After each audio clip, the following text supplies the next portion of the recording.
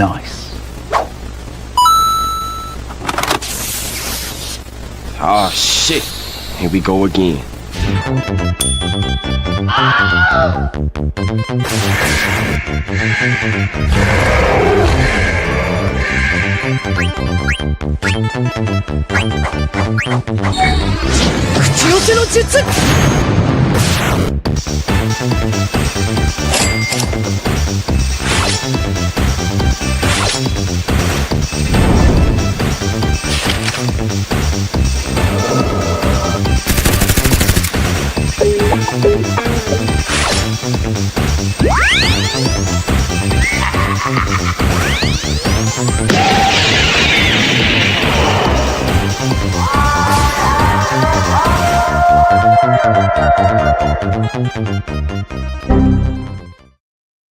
What is up, everyone? Greetings and salutations.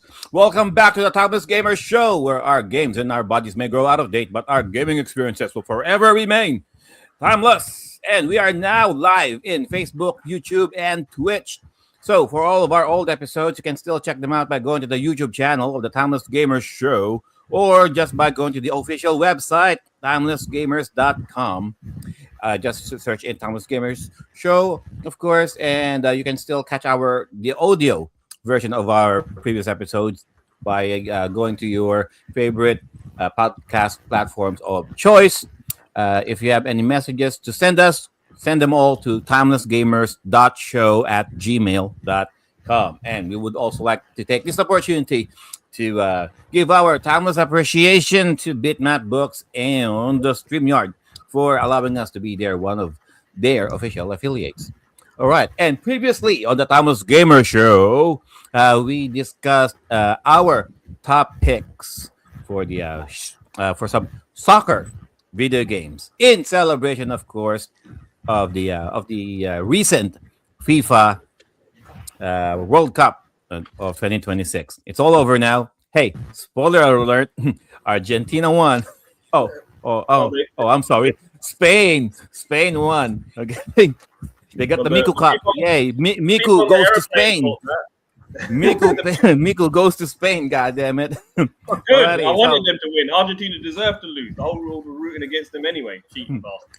Anyway. Fuck Messi. Cheating bastards. They are. So for this episode, guys, we are gonna talk about the elephant in the room. If you haven't heard already, it's all about Sony this time.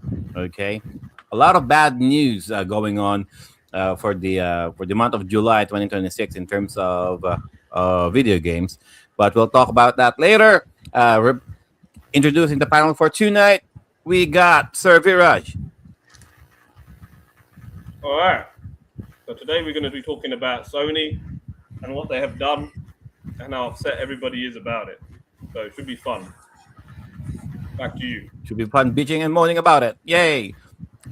We got Sir we got Sir One right there. Right there. You going to a country Right on me? All right, well, what's up, everybody? Thanks for tuning in. Like Raj said, we're just going to be talking about what Sony has done. We're all pissed. We're all raging. So tune in, chill with this. You guys got something to say it in the comments. Let's get it going. Back to you. All right, thank you for that, Sir One, and of course, Sir Joel. Hey, good morning, good afternoon, good evening, whoever you are, wherever you are. This is Joel here on the Timeless Gamers Show.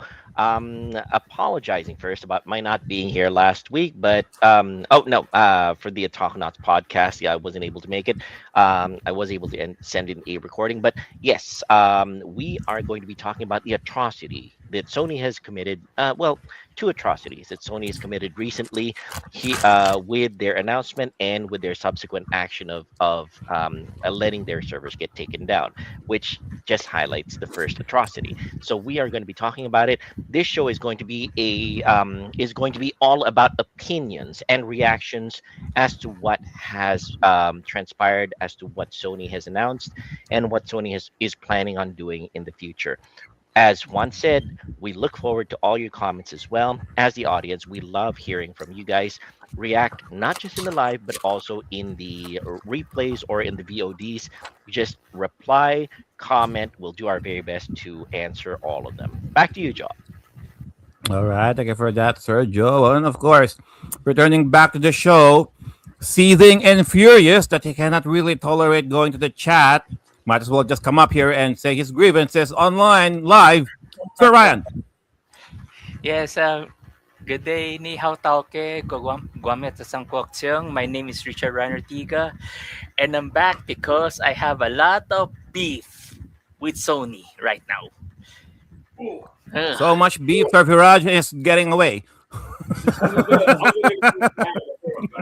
He was trying to So smack much you with beef. Slim The Jim. Indian, the Indian dude got away from the couch. All right. All right. So since so as you guys may have heard, so the announcement came from Sony that so they made their blog post back in July 1st of 2026, saying that they're ending physical by January 1st of 2028, giving us what, 2 years, Less. less than 2 years to prepare for it, right? So rather than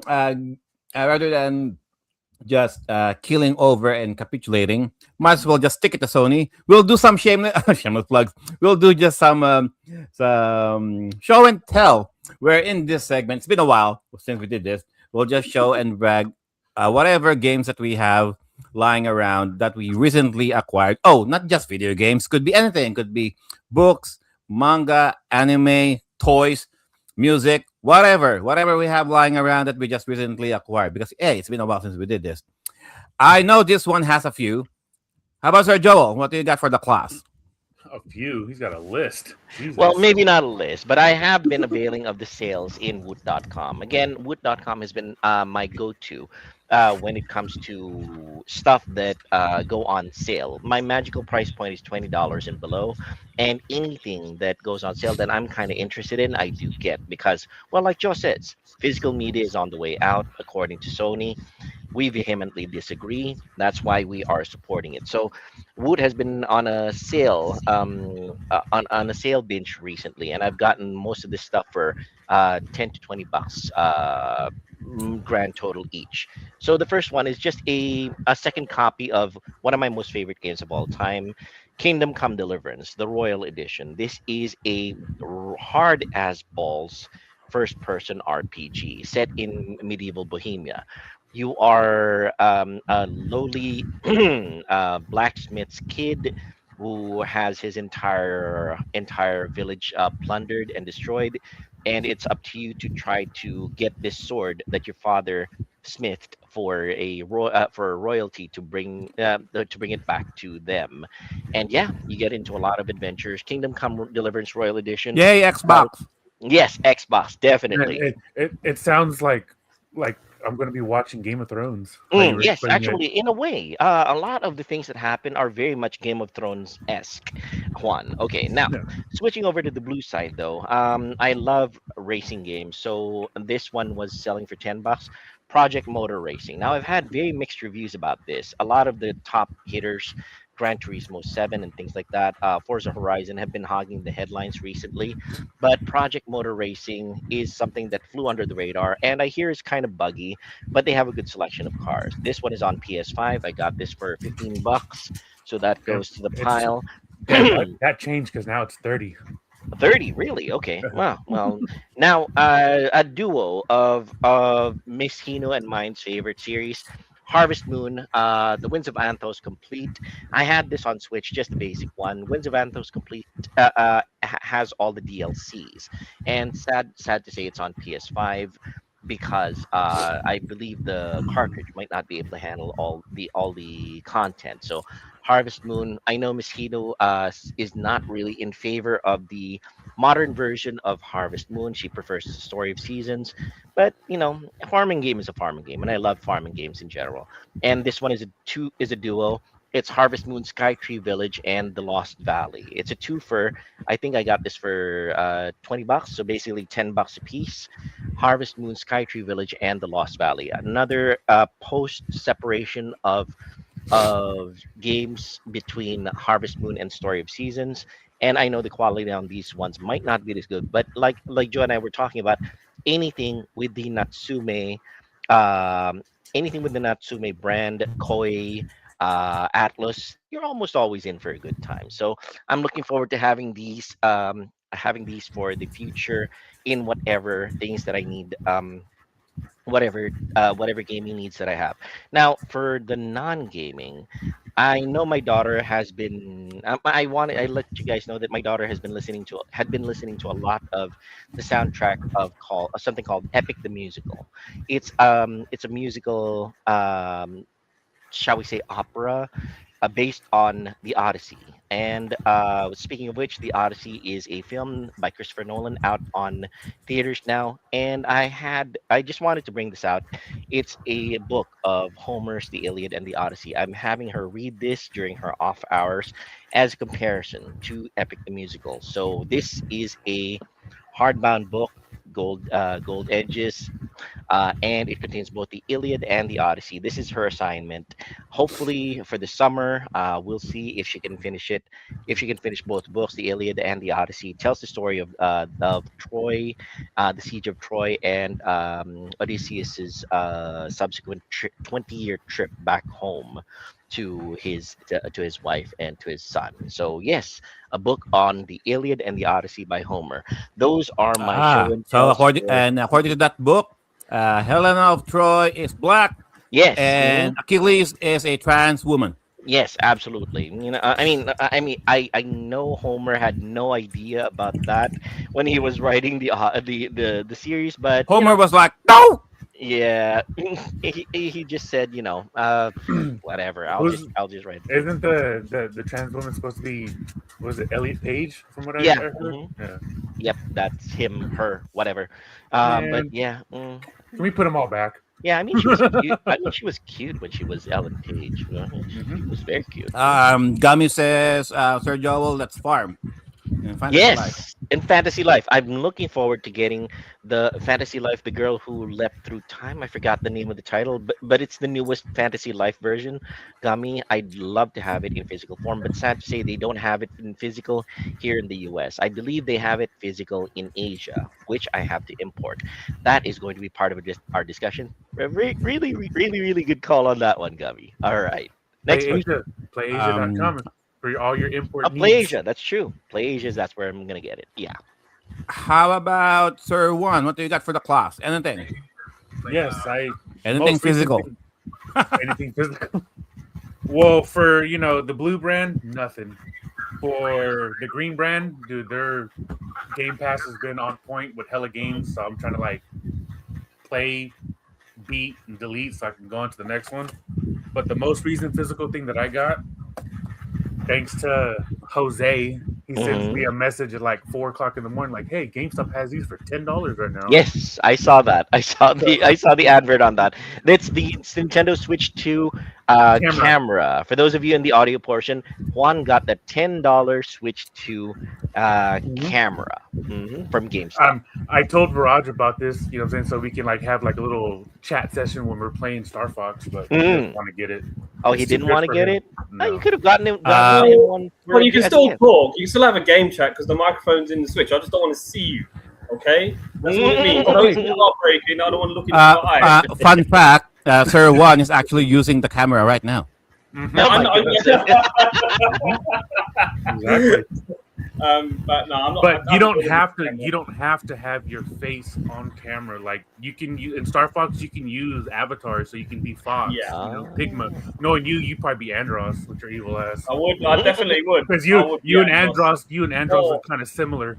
or General Pepper.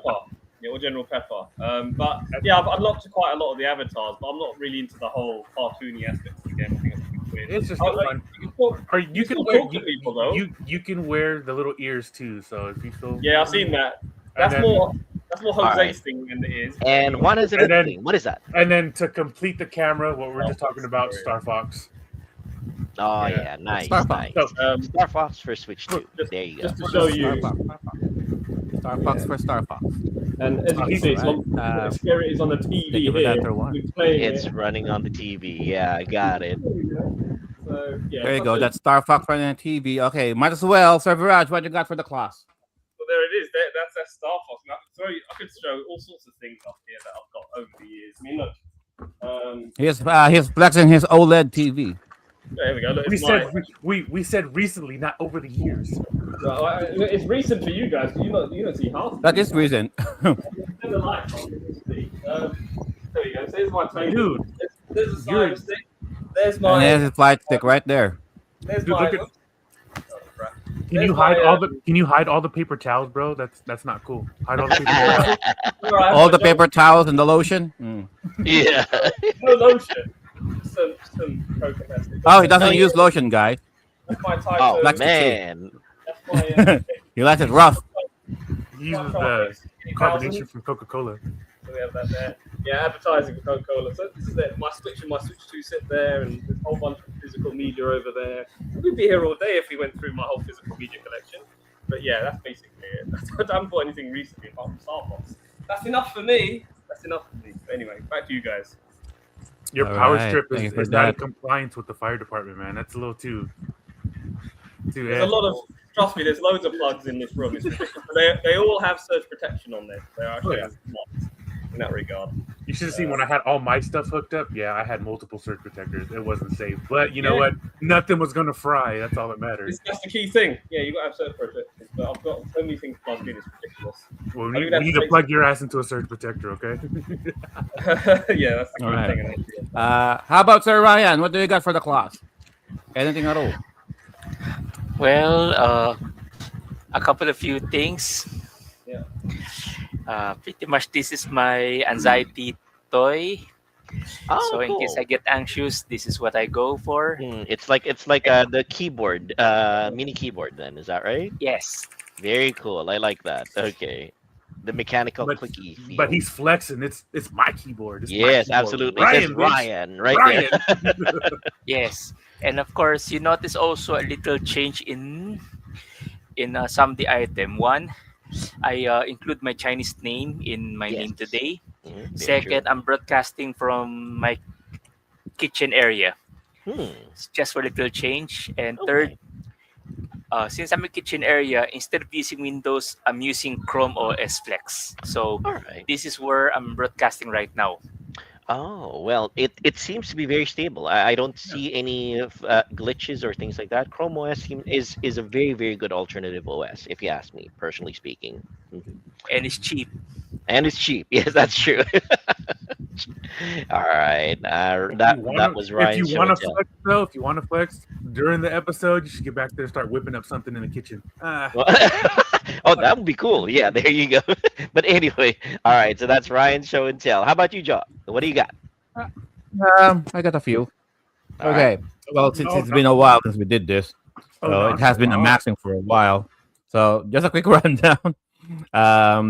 Hey, we got Magical Star Sign for the Nintendo Nice. DS. Very cool. Originally came out for the Game Boy Advance, but in Japanese only. So they remade this, ported it for the DS, now localized. Mhm. Finally I was able to find a cheap copy that I can tolerate the price. Manakemia 2. Mhm. There you go. Didn't that also it's come like out a on spin- PSP? There's Manakemia 1, yes. Oh, But okay, got it. Manakemia 2 only came out for the PlayStation 2. Oh, It's okay. like a spin-off to the Atelier series, but Series, never really flew off after Manakemia 2. Mhm. So quite rare. So that's why I was able to find a cheap enough copy. Mhm. And then I got Final Fantasy 1, 2, 3, 4, 5, 6 collection for the PS4. Yes. This is the one that came out really bent. See, Oh man. I mean, it was sealed, and I was like, "Oh shit!" Hopefully, Mm. there's no damage to the disc. But fortunately, it's still playable. Blu-ray Okay. And disc then- is not going to have any damage. Oh. Caligula Effect 2 Hmm. for the PS5. The Mhm. first one came out for the PlayStation 4, and this came out for the PlayStation 5. Right here, it's like what if Persona got a little bit more horror, thriller. You got Caligula Effect. It came along with the Final Fantasy collection, also bent. See, but the disc is still fine, playable. I got this one from our retro store. And this is why physical media is important, like limited run games. Despite their business practices, of course. Scott Pilgrim versus the World, Bruh. the physical disc edition. Oh, Bruh. brilliant. Now, originally it came out for the PlayStation 3 and Xbox 360 a few years back, digital only. But thanks to limited run games, they came out with a physical copy to those people who really wanted a physical copy of Scott Pilgrim. PlayStation 4. See, this is why physical is important. You cannot even play Scott Pilgrim anymore because they Xbox support or the PS3 support is gone for Scott Pilgrim. I think they already pulled this game from Xbox Live and the PSN network. I'm not sure, but at least there's always the physical game. I have it Yeah. now. It's on Switch as well. I know I have it on Switch, Xbox, and PlayStation. Let's play. Let's do this. I like the we Sonic got- that they got with the logo, Sonic Adventure style logo on that one. But yeah, anyway. Another one for the PlayStation 5, Trails Through Daybreak. Oh, well done. And then Trails Beyond the Horizon, back to back. Both Trails games. Once I get through it. And then we got a remake from the PlayStation 2 and the PSP, Phantom Brave. Oh yeah, The Lost Hero. that's an Okay. that's an SRPG if I remember correctly, right? A strategy RPG, I think a spin-off from this Gaia. Kind of. Yeah. Mhm. Yep. Hey, did So, you get that one game? PS5 remake. Did you get that one game I posted in the chat? The NTE, Which one? the Neverness of Everness. Never just Everness. Yeah, that's a free game though. Yeah, Ah. but that, Not yet. dude, I started to play it, dude. Fucking game's legit. Oh, really Um, cool. Okay. Dragon Quest Oh, Reimagined. nice. Very cool. Yes. Originally came out for the PlayStation 1. Mhm. Now it's a PlayStation 5. They remade the shit. This one here, I didn't realize they made one of these. Metal Slug Tactics. Can you imagine a Oh, tactics yeah. version of Metal Slug? No, I do Really? remember Tactics originally coming out, but Mhm. I didn't even know that they were coming out with it on PS5. Okay. Mhm. And a physical copy, And a right? physical copy too. Yeah. Mhm. I am curious about this though. Mhm. Next, we got Code Vein Oh, 2. Code Vein. Your- Yes, that's a good one. Code Vein 1 came out for the PlayStation 4. The sequel now on PS5. I got this on sale like half the price. It still says 89 Australian dollars here, but I got it like for 40, Nice. Very good. half the price. And then we got Atelier Yumiya as part of the Atelier series for the Mhm. PlayStation 5. A lot more raunchier, a lot more boobs here. Yeah, but her thighs aren't as smexy. Not as thick, Yeah, I know. right? Not thankful another that you're getting Atelier game. thighs. We do love thighs. I got Atelier Wrestleriana. What? So hard to pronounce this one. Atelier Wrestleriana. There you go. I'll just call it Atelier Rihanna. Yeah. mhm. There you go. Red Alchemist and the White Guardian. The Atelier There you series, go. I have to admit, I don't know how the structure is. It might be kind of like the Trail series. So it's A one lot of after the other. crafting, Sir Joel, actually. Yeah, I So mean, a like lot in of, terms of crafting. sequencing, how? Oh yeah, I mean, yeah, does yeah, it, yeah. Not does- really. I mean, I think they don't really pay much attention to each other, so it's just like a standalone game after Oh, another. Okay. Not Every like once the in a Trail. while, they will reference a few characters here and there, but not Mhm. really. I mean, you can play them standalone. Okay. Got it. Okay. And then the last one, Mhm. the very first Atelier game ever, Marie. Marie. There you go. Okay. Atelier Marie. Originally was, I think, PS2, I'm not Japan even only. sure, Yeah. Might even be PC. And then it was remade for the PlayStation 5. Doesn't even have the ESRB ranking in there. I think this is just a I think this is a oh no, it says US. Oh no. Mm. Oh, I think this is a region 3, like an Asian copy. 'Cause Mm, otherwise there should be ESRB in there yeah. because Who published her that game? boobs are a lot more prominent here compared to the PS2 original. I like it. Yeah. That's We That's Asian why market- physical matters. Okay, Yes, physical Asi- boobs matter. Yes, Asian marketing is much different from than British or American marketing. Anyway, yeah, that's a very cool collection, John. Nice amassing of physical copies. Very good, very good. Physical. Mm-hmm. All right. Alrighty, let's get on with it. Holy Okay. So, shit! um, the topic right now, guys, as we have mentioned earlier, it is basically going to be just a roundtable discussion regarding Sony's announcement that they said that they're going to end physical media development or distribution or production for the PlayStation brand coming January 1st, 2028. Says right there on their blog post, came out July 1st of July. Okay, so they already broke the they already broke the month already, and needless to say, a lot of people were not amused. Well, okay, it's an understatement, really. So let's talk about it. So when this news broke out, the first time it hit, there were a lot of online content creators out there who already posted their grievances about said announcement. And if you and if you go to their Sony's social platform outlets out there, it's bombarded with a lot of complaints and cussing, mainly in support of physical media or jumping ship to Steam if they don't revert their decision regarding physical media. So, and we said, okay, let everybody else do their thing. We have our thing going on. It's been 4 weeks already, so we said, okay, might as well just have our thoughts and opinions about the matter, rather than every once in a while some people will just come in the chat. Oh, what do you guys think about what happened with Sony? Might as well, okay. So, guys, thoughts. How about let's start with Sir One. Your initial impression about your initial thoughts about the matter when the news broke. Oh, a slight disclaimer though, all opinions on today's episode are everybody's personal takes and opinions, and as such, should be taken with a grain of salt. So it's not supposed to be adversarial. It's supposed to be us Iodized salt. reacting. Yes, it's us supposed to be us reacting to the news. So let's have it from one. One, what was your initial reaction to the news that came out? And now that you've had a little bit of time to digest it, what's your current stand on it? My fucking jaw dropped. I'm like, really? Like, really? Like, what the fuck? Even though that they went on, what is it? What was it?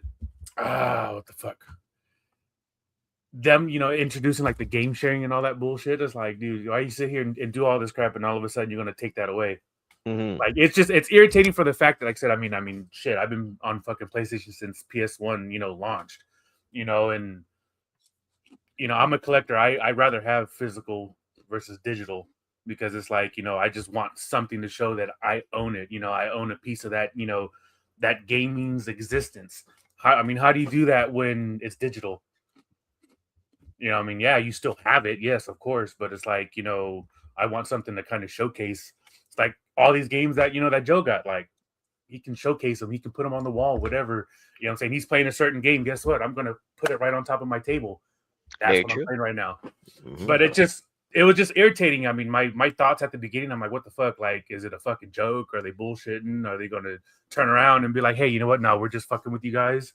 Mhm. But it's just, I mean, you have to look at everything that kind of affects it. So, the resale market, what I'm saying, for games, I'm saying, like, that fucking dies down. That hurts businesses like GameStop and Best Buy and shit like that. Collectors, collecting physical copies is going to get even harder. Um, I was reading that physical or digital versus physical. Digital games take less storage on a hard drive than physical. Like, how so? Like, do you guys think that it's more or less if it's digital when it comes to, like, downloading the game? It's just, I mean, looking at it, I mean, they're going off of numbers, dude, that, what I'm saying, when we were all forced to fucking buy digital Mhm. versus physical. You know what I'm saying? Yeah, like, okay, my digital game that I got, during like COVID and shit was Streets of Rage 4. You know what I'm saying? That was the only way to get it. We couldn't go nowhere. We couldn't, what I'm saying? It wasn't a physical copy until they launched it physical. Then I got it. Or you could have waited a year like I did and refused to buy it digitally and say, no, I'm going to wait for a physical and buy it physically. That's what I did. Yeah, but for me being a big fan of Streets of Rage, dude, I couldn't. So am I. I'm a big fan too. I wanted to fucking play it. Of course I did. But I waited. I said, listen, you bastards, make it physical. That's what I said. And you know what they did? But then the question is, if it didn't sell digitally, would they have made it physically? So it's because of people like you, Juan, buying it digital. Did Sega sort of think, okay, let's make a physical release because it's that big a deal? Or were they going to release it physically anyway? That's really the thing that would mess with you. It's a tough one. And they did the same with Sonic Mania. I'm a big Sonic fan. Remember, Sonic Mania came out digitally. I had to wait a whole year for them to create a physical release for it with Sonic Mania Plus, which was the better game. And the most annoying thing about Streets of Rage 4, as you know and are aware, there's a Mr. X edition, which have extra DLC content. And it's like the full game was never on it. So you get to the point of where with digital, it's like, or physical, do you really own the game? Because once I have that game, there's an update for it, and you have to own that on the digital memory, don't you? It's not going to stay on the cartridge or the disc, is it? Because that's ROM memory. So to some extent, we're living in an age, and this has been going on for years now, over a decade, where the game that's been released hasn't even been bloody finished, and we're waiting for DLC. And that started with PlayStation 4.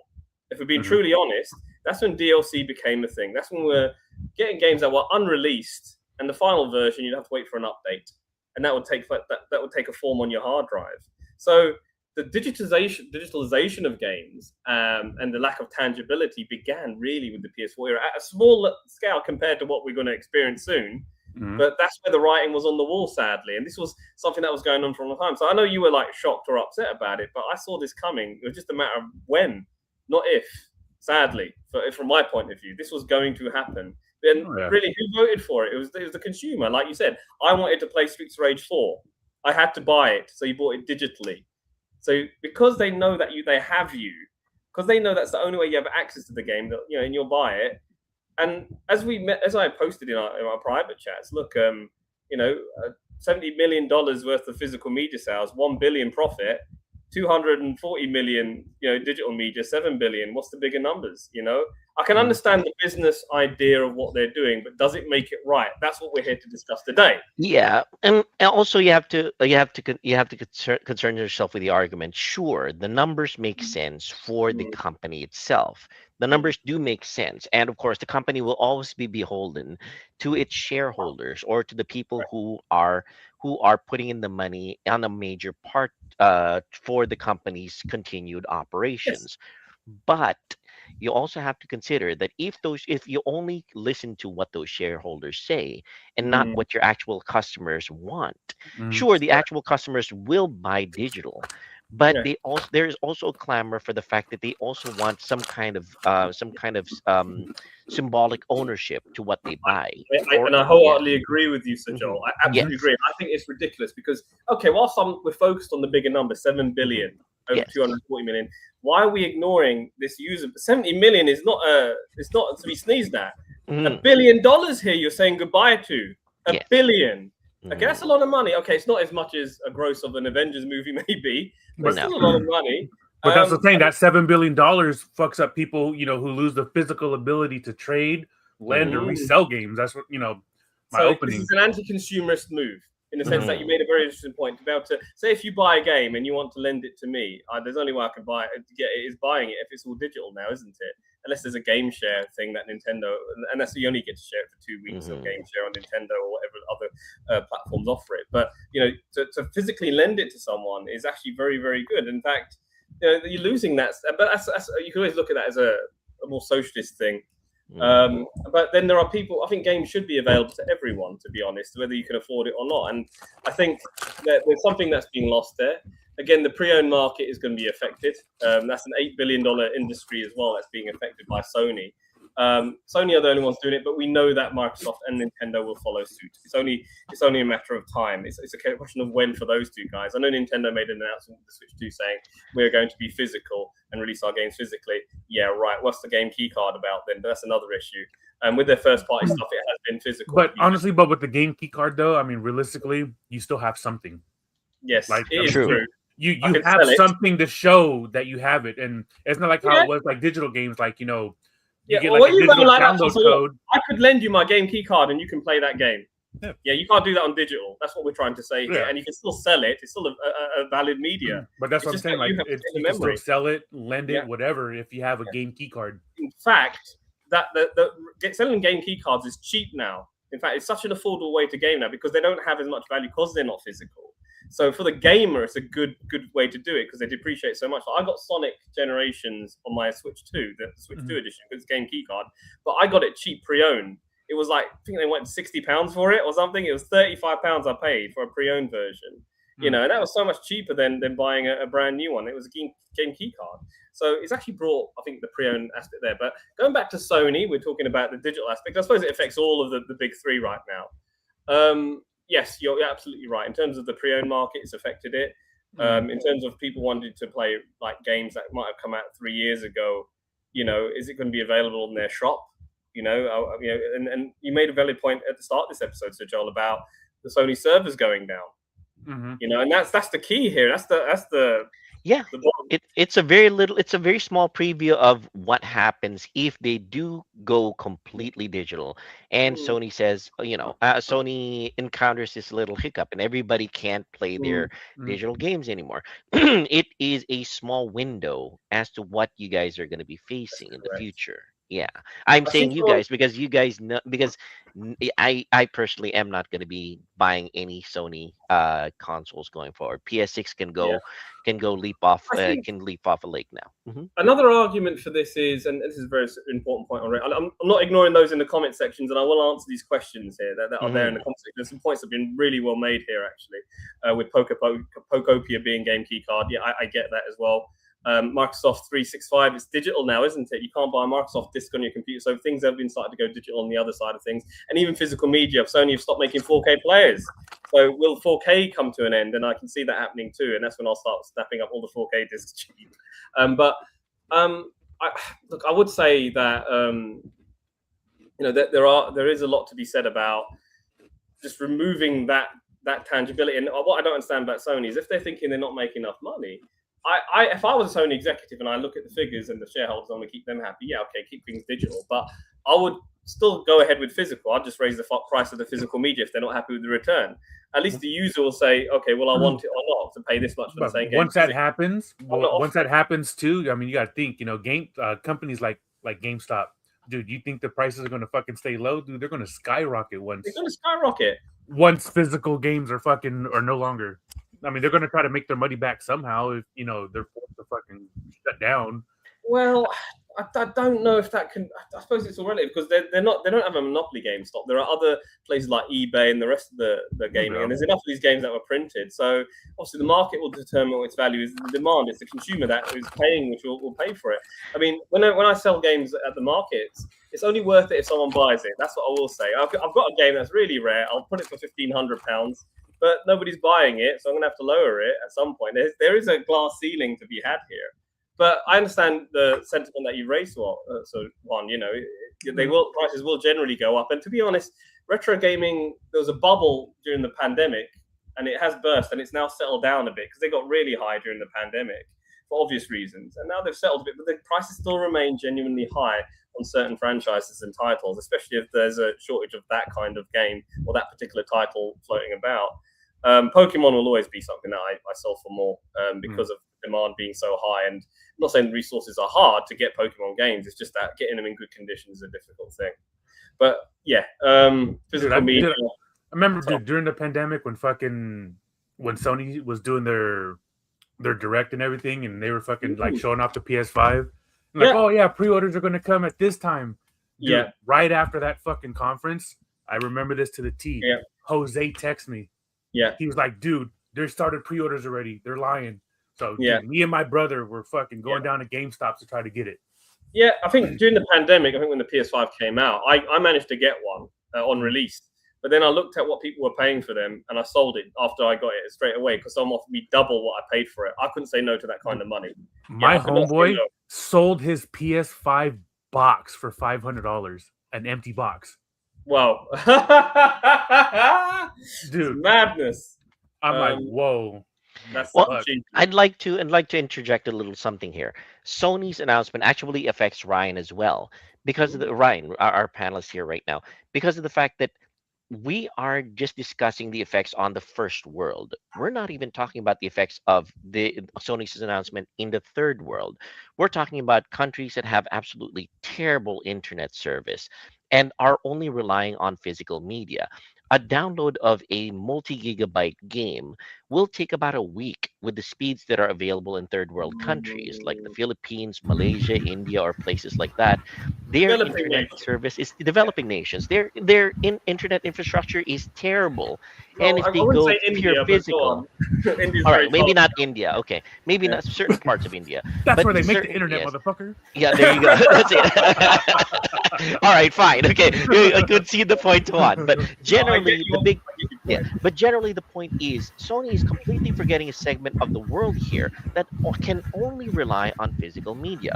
We're talking Mm. about the people who buy physical media because it's the only way that they can keep up to date with whatever is the latest developments in video games because their internet infrastructure is terrible.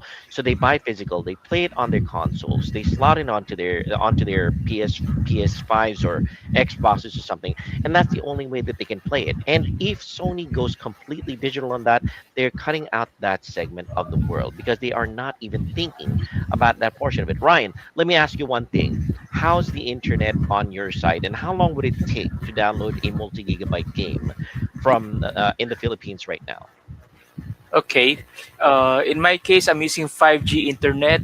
It Hmm. usually backs out at 50 or 60 Mbps. Okay. Too slow. If Wow. but uh, but For uh 5G, holy shit. but assuming the last time I download something large was Watchdog No, no. I Legion, mean, which is to 100 meg. interject, that speed that's Orion described, Yeah, that's yeah, basically decent enough yeah. Philippine standard. Oh yeah, that's top Baseline. of the line already. Yeah, It's wireless That's too. it's that's wireless. Yeah. Wireless. actually that's the cheapest service that we have in the UK if you want cheap internet. That's Yeah. £10 a month. I mean, really, you need 100 gigs. So what's the experience, Ryan? Yeah. Yeah, on pure digital gaming on your side. If what happens that Sony announced happens, what happens to the Philippines then? How would it do you think it would affect you guys? A lot.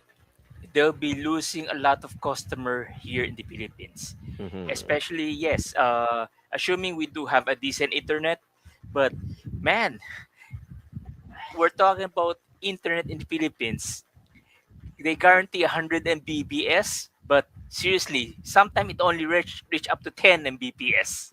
Ugh. Oh Yeah, my I can 10. goodness. understand that. Yeah, I'm not surprised. In regards to, we're talking memory here, aren't we? And this is another point that we haven't raised yet, and this is to do with physical, which is we talk about Grand Theft Auto 6. There is no physical version of that because the game is just too big. In fact, there are games now that are developed that are just too big for digital physical media, so they have no choice but to make them digital. Sadly, it's the only way around it. I mean, what do we expect us to make? Like a game which is 4 discs long, like Final Fantasy 8 on PlayStation Hey, One? they And did it before. yeah, what you're gonna okay, so with a game like Final Fantasy, I understand. With a game like Grand Theft Auto, say if you go from one part of the city to the other and it says insert second disc, it ruins a seamless gameplay appearance, man. You know what I mean? Like you got to put another disc in. And so if you're trying to play online, like how do we do this? How does the game get? How does the memory work? So there's questions around certain types of games, but I can understand why they should be full digital. Like Fortnite, you can't just But have. we'll say this: the greatest I games would. are I on mean, more I than would. one disc. I mean, Bam. I would assume each game has has a like a data input that you had to copy to the memory of your PS5 anyway. Yeah. So even if a situation where you need to go from city to city because you already copied all of those data from all of those discs anyway, you don't have to. They could do that. I Yeah. mean, it happened before with other PlayStation 5 games Yep. that correct. that the data disk is installed there. To my knowledge, Final Fantasy 7 came out with the data disk and the actual game disk. Mhm. So the data disk had to be there. Yeah. You had to copy that first. Once that is done, once that is copied, now you Yeah. can put the game disk. That's the game So disc. it, So you got so it's not impossible. At least you have a physical It's- copy still. But That's but fine. see, but even though that Final Fantasy VII came with a game disc and a data disc, you still had a download on top of that. That's it. This is what I'm talking about in terms of games You being know. unfinished when they're released. AAA games are never truly 100%. Like this Grand Theft Auto 6, there are going to be so many patches and so many updates for it. It's Yeah. never going to be on the full The thing unit. about it is, honestly, in Sony's direction, they are going to try to out Game Pass. Let me put it this way: Game Pass has been working towards pure streaming recently. They've been working on their pure streaming structure recently, and they're working hard on it. A lot of the games that they even have this stream your own game feature, where if you own a game, you can stream it from wherever, on your cell phone, on your tablet, on your TV, wherever. It's like I believe that's Xbox's cloud gaming is fucking exactly amazing, dude. Like exactly. Mm, Xbox's it's- cloud it's gaming always is ahead. way so, and then you can Yeah. still remote. So I Mhm. use both aspects. So going off of the PlayStation topic, but yes. I use cloud gaming like Mhm. crazy. Now Yeah.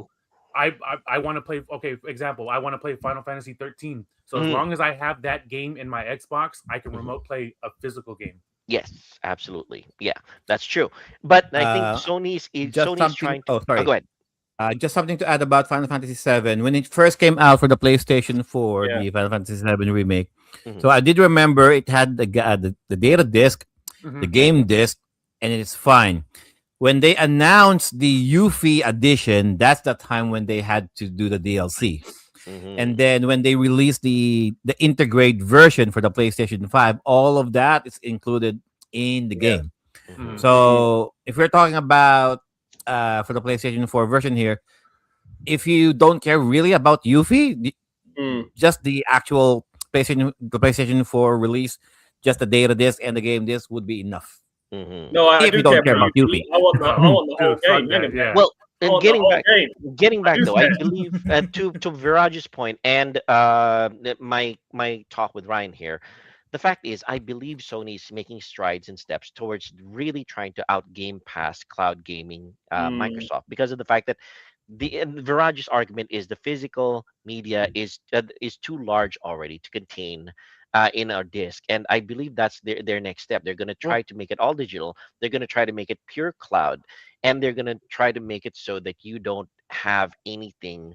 Because of the fact that physical media is expensive now, hard drives, and memory cards, and things like that, they're Optical super disc expensive. Yeah, manufacturing, publishing it, Hmm. printing it, exactly. So they're going to try packaging, to make it so that plastic. it's pure cloud already, Yeah. and And that's then still you're not going to be terrible. able to really share digital games. So they're essentially going to lock you into like And yeah, and that again to my conversation with Ryan earlier, cloud gaming will still be terrible in the Philippines and in developing countries as well, because the internet sucks. mhm. So Mm. yeah, that is going to be very, very bad in terms of you're cutting out an entire segment of the world with Sony's announcement of not going pure digital and no more physical productions of games. But we're moving a little too fast here. So we did not even get Joe's reaction on the announcement first. I want to hear Joe's initial reaction, and now that it's had time to percolate, I want to I'll hear tell you your. what he's going to say. I'm going Xbox. Yeah, that would be cool. I look forward to No, that no. day. Yes. Would it kill you to buy American? I mean, as far as the initial impressions are concerned, yeah. Well, I'm still pissed. Up until now, I mean, I'm still pissed now. Actually, like for every announcement that Sony makes or advertisements that they produce or they advertise, uh, I am one of those people who keep on posting no disc, no buy, or physical matters hashtags. I'm one of those people who are joining the other users to flood the PlayStation social media platforms out there, just to voice out Your the protest. grievances regarding their announcement. Mm. I prepared a written statement actually, which I will read out later. Okay, but I'm saving that for later. All right. So as far as the impressions go, yeah, I do not like it. Well, I mean, you gotta Dang, think- Joe is going all official by preparing a written statement. All I right. have a written statement, all right? Well, you better blank out your camera, go put your suit on, and be official to Oh tell yeah, the that's statement. true. Like one But of the those thing- tropical presidents or something. Anyway, go ahead, continue But- on. But the thing too, when it comes to digital, dude, like okay, Sony has the right to take games down whenever the fuck they want to. So like, Yes. say if you accidentally delete it and you can't get it again, you're literally you just fucking gave them $60. Mhm. It's the same thing with them shutting down the PS3, the store and everything in the Vita. Like, okay, I had hella games on PlayStation 3, so once they close it officially, I can't go back and download it. Like I'm fucked. Now, the thing about it is that Sony's position is that you can always download the games that you've already bought, but that's still contingent on whether they'll still be available to download anyway. Yeah, That's So what I'm saying. yeah. If they were to take it down or not. Look at Outrun, for example. Outrun, my friend owns it physically. I got another friend who bought it digitally. Because Sega have lost the license to Ferrari, you're never going to be able to get it again on digital, are you? Yes, because he that's owned it. physically. He has that Ferrari, like he has the game, and that's it. He has it physically, but you can't get it again now because Sega didn't want to pay for the license. Oh, and Ryan's back. I want to ask Ryan. Ryan, let me ask you something. Is cloud gaming a thing in the Philippines right now? Like you can play streaming? No. There you go. Don't But- even think about it. Don't but- even think about it. But streaming services like Netflix, Disney Plus, Amazon Prime, they run all right in the Philippines, do they? Yes, it On does. further definition. Okay, so it's a 720p, 720. 480p, So it's a question of 360p, On So your it's- laptop, yeah. fine. 240p, Not It's even not- 480i? What the hell? Oh my Let's not make goodness. fun of- let's not make fun of Ryan's computer. 144p.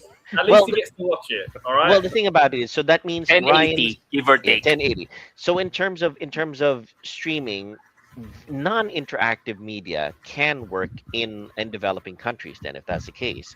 But I guess interactive media, they might not be as, again, it falls back into is this the direction that Sony wants to go down? Apparently so. And they are cutting out this segment, who is Ryan, and the entirety of the developing countries. Well, So let, yeah. let's you've move already this to said- Ryan. Let Ryan kind of let him speak his mind. What Yes, you got to say Ryan. about this topic, Ryan? Mhm. Don't worry. Say all that you want. Yes, Be good a news. Sickhead. Good news, you can watch streaming like Netflix only if you are a wired service. right. If you're Yes. wired, yes. Ethernet. If you're wireless, I have to save my bandwidth. Otherwise, my modem would be complaining and isn't nice. Hmm. But so far, yes, I can do Netflix, but imagine the extra money that can be spent on Netflix subscription and internet service. You can use it to start a small business or be a better you. So I rather use the money in much better ways. That's for me. I agree with you. That's good. Which very wise. again points to the fact that Sony is being short-sighted about this. They're essentially cutting off an entire segment of the world because of Hey, this will not be a problem if you Filipinos keep using ISP Bonanza. All right. Mm. But in any case, yeah, Ooh. that's the thing. It's short-sighted on Sony's side, but yeah, they apparently in Virage's argument, it's because of the fact that it's costing them more than it's worth. They're looking at the cost, but they're looking at the opportunity cost. Is it worth the opportunity cost? But I wouldn't say it's actually costing more than it worth. I just think that they're just trying to force those people by turning off the tap of physical, by forcing these people who are on physical. There's people like you, Sir Joe, that now this is it. It's the last PlayStation console. That's it. You're Pretty done. much, yeah. That's mhm. it. You're done. What Yeah. about you? Actually, that's a good one. How many are you going to get a PS6? Not On me. raise your hands here. Raise your hand. So Sony have turned the tap off, but you're going to say, no, forget you guys. We're going to stick with the physical media Mhm. people like Microsoft or Nintendo for the time being, or however things are going to go. Mhm. So that's one of those things. So they've screwed half the physical media collectors. The problem is a lot of them, maybe even more than half, will be like, we'll still get a PS6 because we want to play the new games, whether we own it or not. We don't care. Yeah. Sadly, Yeah. that's the trend. I hate to say that. I know we're all the same in that regard. I like buying things physical. I'll be loath to buy something digital unless it's cheap. I bought a game digitally on my Wii U called uh, Super Josh was flexing his PS5 optical disk drive. drive, optical Yeah, drive. That's great. it. You know, so he bought it with. That's fair enough. So unless they do something like that with PS6, you can count us out. Really, I mean, it's they've said But that's they're what not they're going to gonna do it. if That's they're the even end of it. gonna add that attachment feature to put something on, like they did for the digital version. Like you can still attach a drive. No, Yeah. it's a valid argument, Viraj. The ball and Hmm. gun gamers will still have PS6 continue and thrive. And They will they've still looked at. make I lots mean, of money. They've probably Yeah. done Like I enough said, I mean, market I'll probably research. get one in the future, but I mean, it's not gonna be like how the PS5 was. Like literally, I Yeah. fought to go These- and get my These good pre-order old done. days. These Mhm. good old days are going to be over shortly. Oh, Sadly, yeah. and it's sad. But what I will say is that Sony's probably taken this into account that they're going to piss you, Mhm. me, all these other people off. But they're going to think, well, But hang the two, about. I mean, People will be pressured into buying the newer games, and they will still buy our systems. Now, Well, whether that's going to be the case going forward, we'll see. Another point I'd like to raise, gentlemen, and this is a very interesting point, and those in the comment sections, you told me your thoughts as well, which is graphics have gotten so advanced now. The games look so impressive. Do we even need a PS6? That's another thing.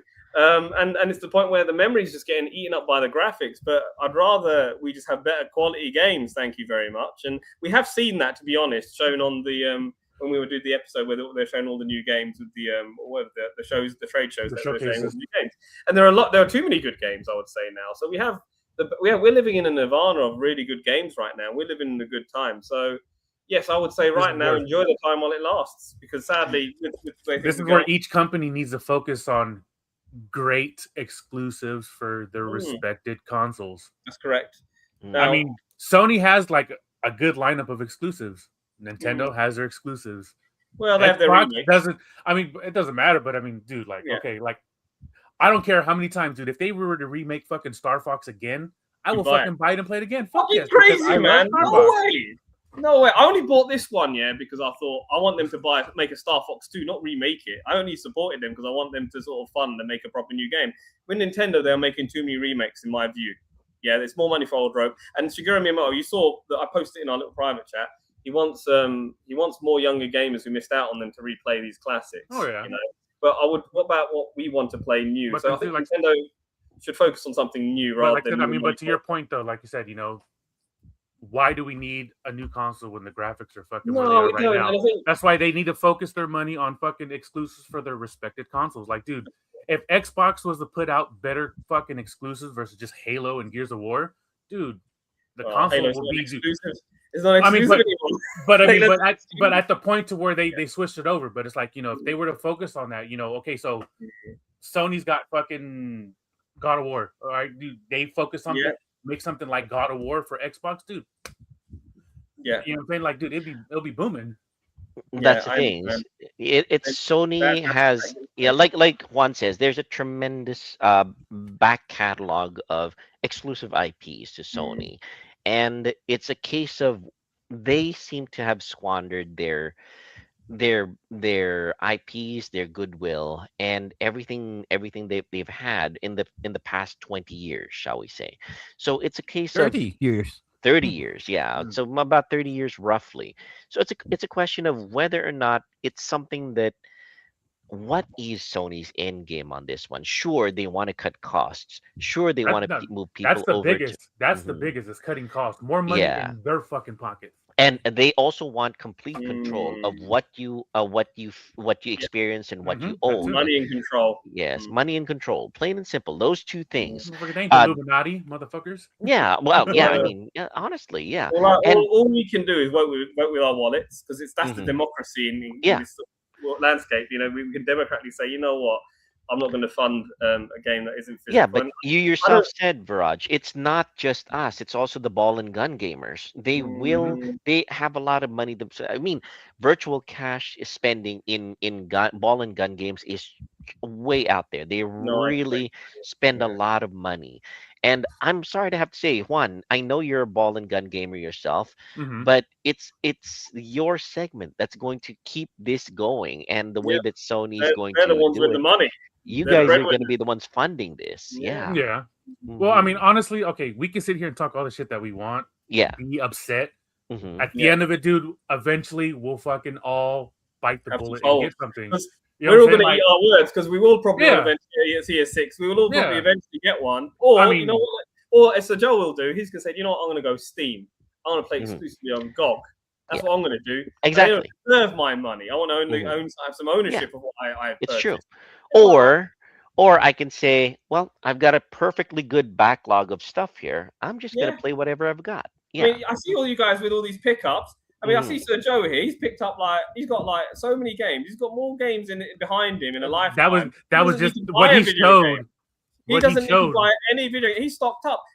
For example, if there was another pandemic, God forbid, yeah, Mhm. well, we don't want that. But let's Yeah. say if he was locked. Let's say he was locked in that room. He'll never get bored.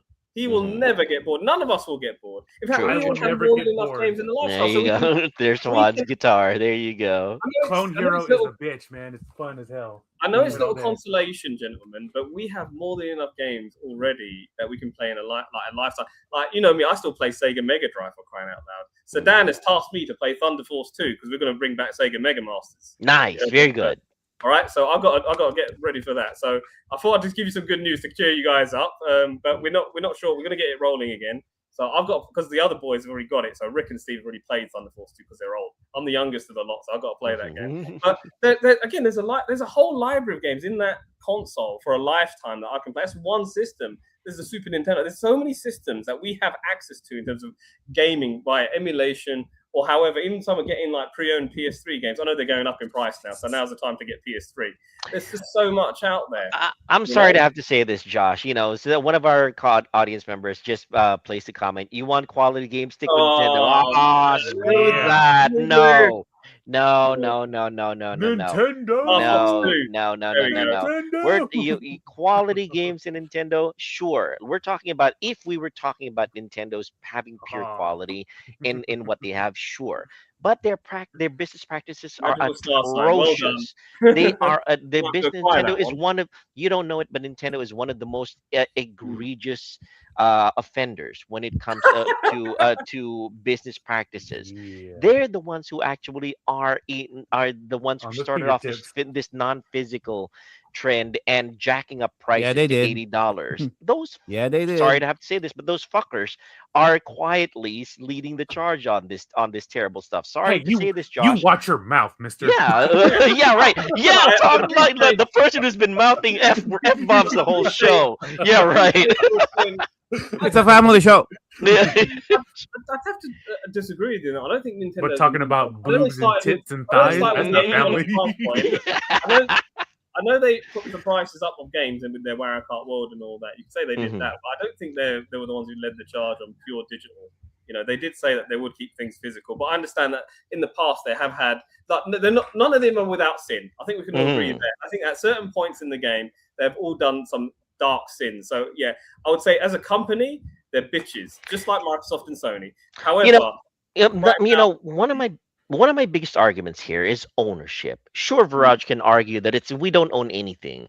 This is all leasing stuff. But honestly, that argument does not hold water, Viraj, because one thing here is that if you go if sure one can argue that the PC has no more physical games because the PC has nothing but Steam, GOG, Epic Games, and EA and all these other storefronts. But the one standout there is GOG. GOG.com well, because of the fact that GOG might sell purely digital games, but they emphasize the fact that you own those. Once you buy a game, you download the digital copy to your hard drive. You own that. Nobody will ever be able to take that away well, from you. Steam, Nobody. Steam Yes. are also in a similar position because the owner of Yes. Steam did actually say, "Look, if Yes, things that's go true. under the owner, so That's Steam true. is But the moment that Gabe dies, that policy is going to go away.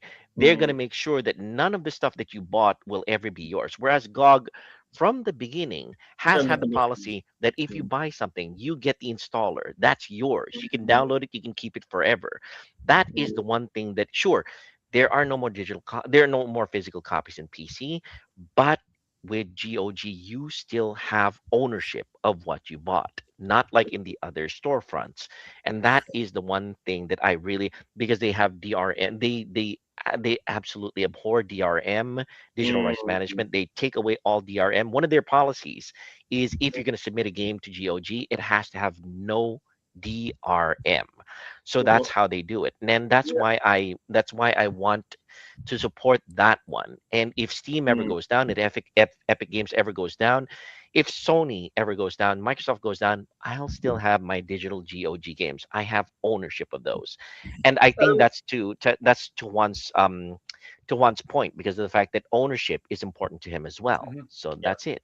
I wholly Yes, agree Raj. with everything that you've said. No, you're absolutely right in terms of my argument not holding water and the point you made when you bring in GOG and other plays that. Yeah. To answer Joshua's point about you want to his question about stick with Nintendo. I mean, look, the reason there's this perception out there why Nintendo are seen as a quality developer because they've been there from the very start, and it's been a lot of people's childhoods, and a lot of people are sentimental when it comes to it. That's why I have disclaimer. And Games Nintendo themselves fucked are Sony over.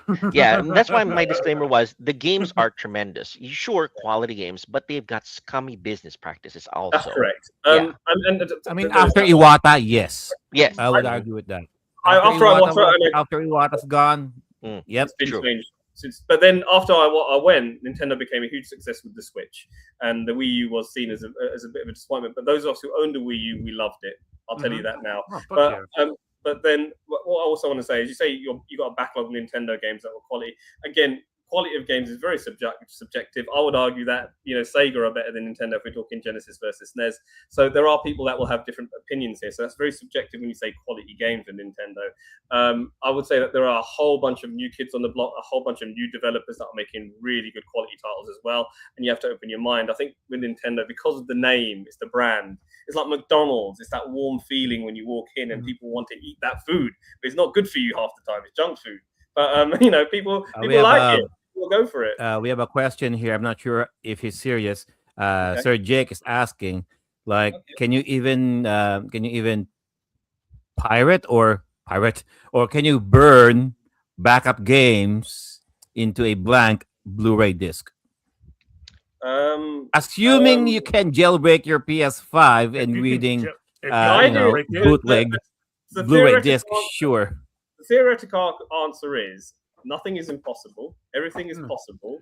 At this point in time, no, but I can see that happening. I think the last console you were able to burn disc and not need a bootloader up until a certain point was the Dreamcast. Dreamcast. The Dreamcast. The 1999 version. Anything after that was developed, you need a bootloader. There was no protection for piracy on Dreamcast. And that's also what hurt it as a system, sadly. But if you want to have a Dreamcast and do it, go for it. Well, now everybody has GDMU now, and they have a GD-ROM now, and they hack the Dreamcast. So I think that's everyone. That's what a lot of people are going to start doing now. In terms of so we're talking about. So Jake has actually shifted this discussion to something else now, which is, we want to own our own media. We want to keep it. So another point that we talked about in our group chat privately is will this increase the rise in piracy of PlayStation 5? We talked about there being a PS5 emulator, and I think we had a discussion a couple of weeks ago about how because of the news that Sony have got there, it's been a catalyst for people wanting to pirate a PS5. I think that was inevitable anyway, but I think with the digital being a thing of the future, will that mean that they'll be more likely to pirate the games because you can't own it? And there's something to be said about that in the sense that people can now hack Nintendo Switches because they can, and they can just download the games onto the micro SD on that, which you can do if you hack a Nintendo Switch. And eventually the Switch will get hacked completely when they stop supporting it. So I think, yes, after the PlayStation 5 stops getting support and regular updates, you'll be able to hack it completely, and it will be a thing that you can do. It is just inevitable. If anything has been proven, if history has proven anything, is anything can get pirated and hacked. It's only a matter of time. And if anyone's got the will and the drive to do it, they'll do it. This sort of news can make people feel a bit bitter, and it'll make them more prone to doing this sort of thing. That's the sad truth of it. I do believe that can happen.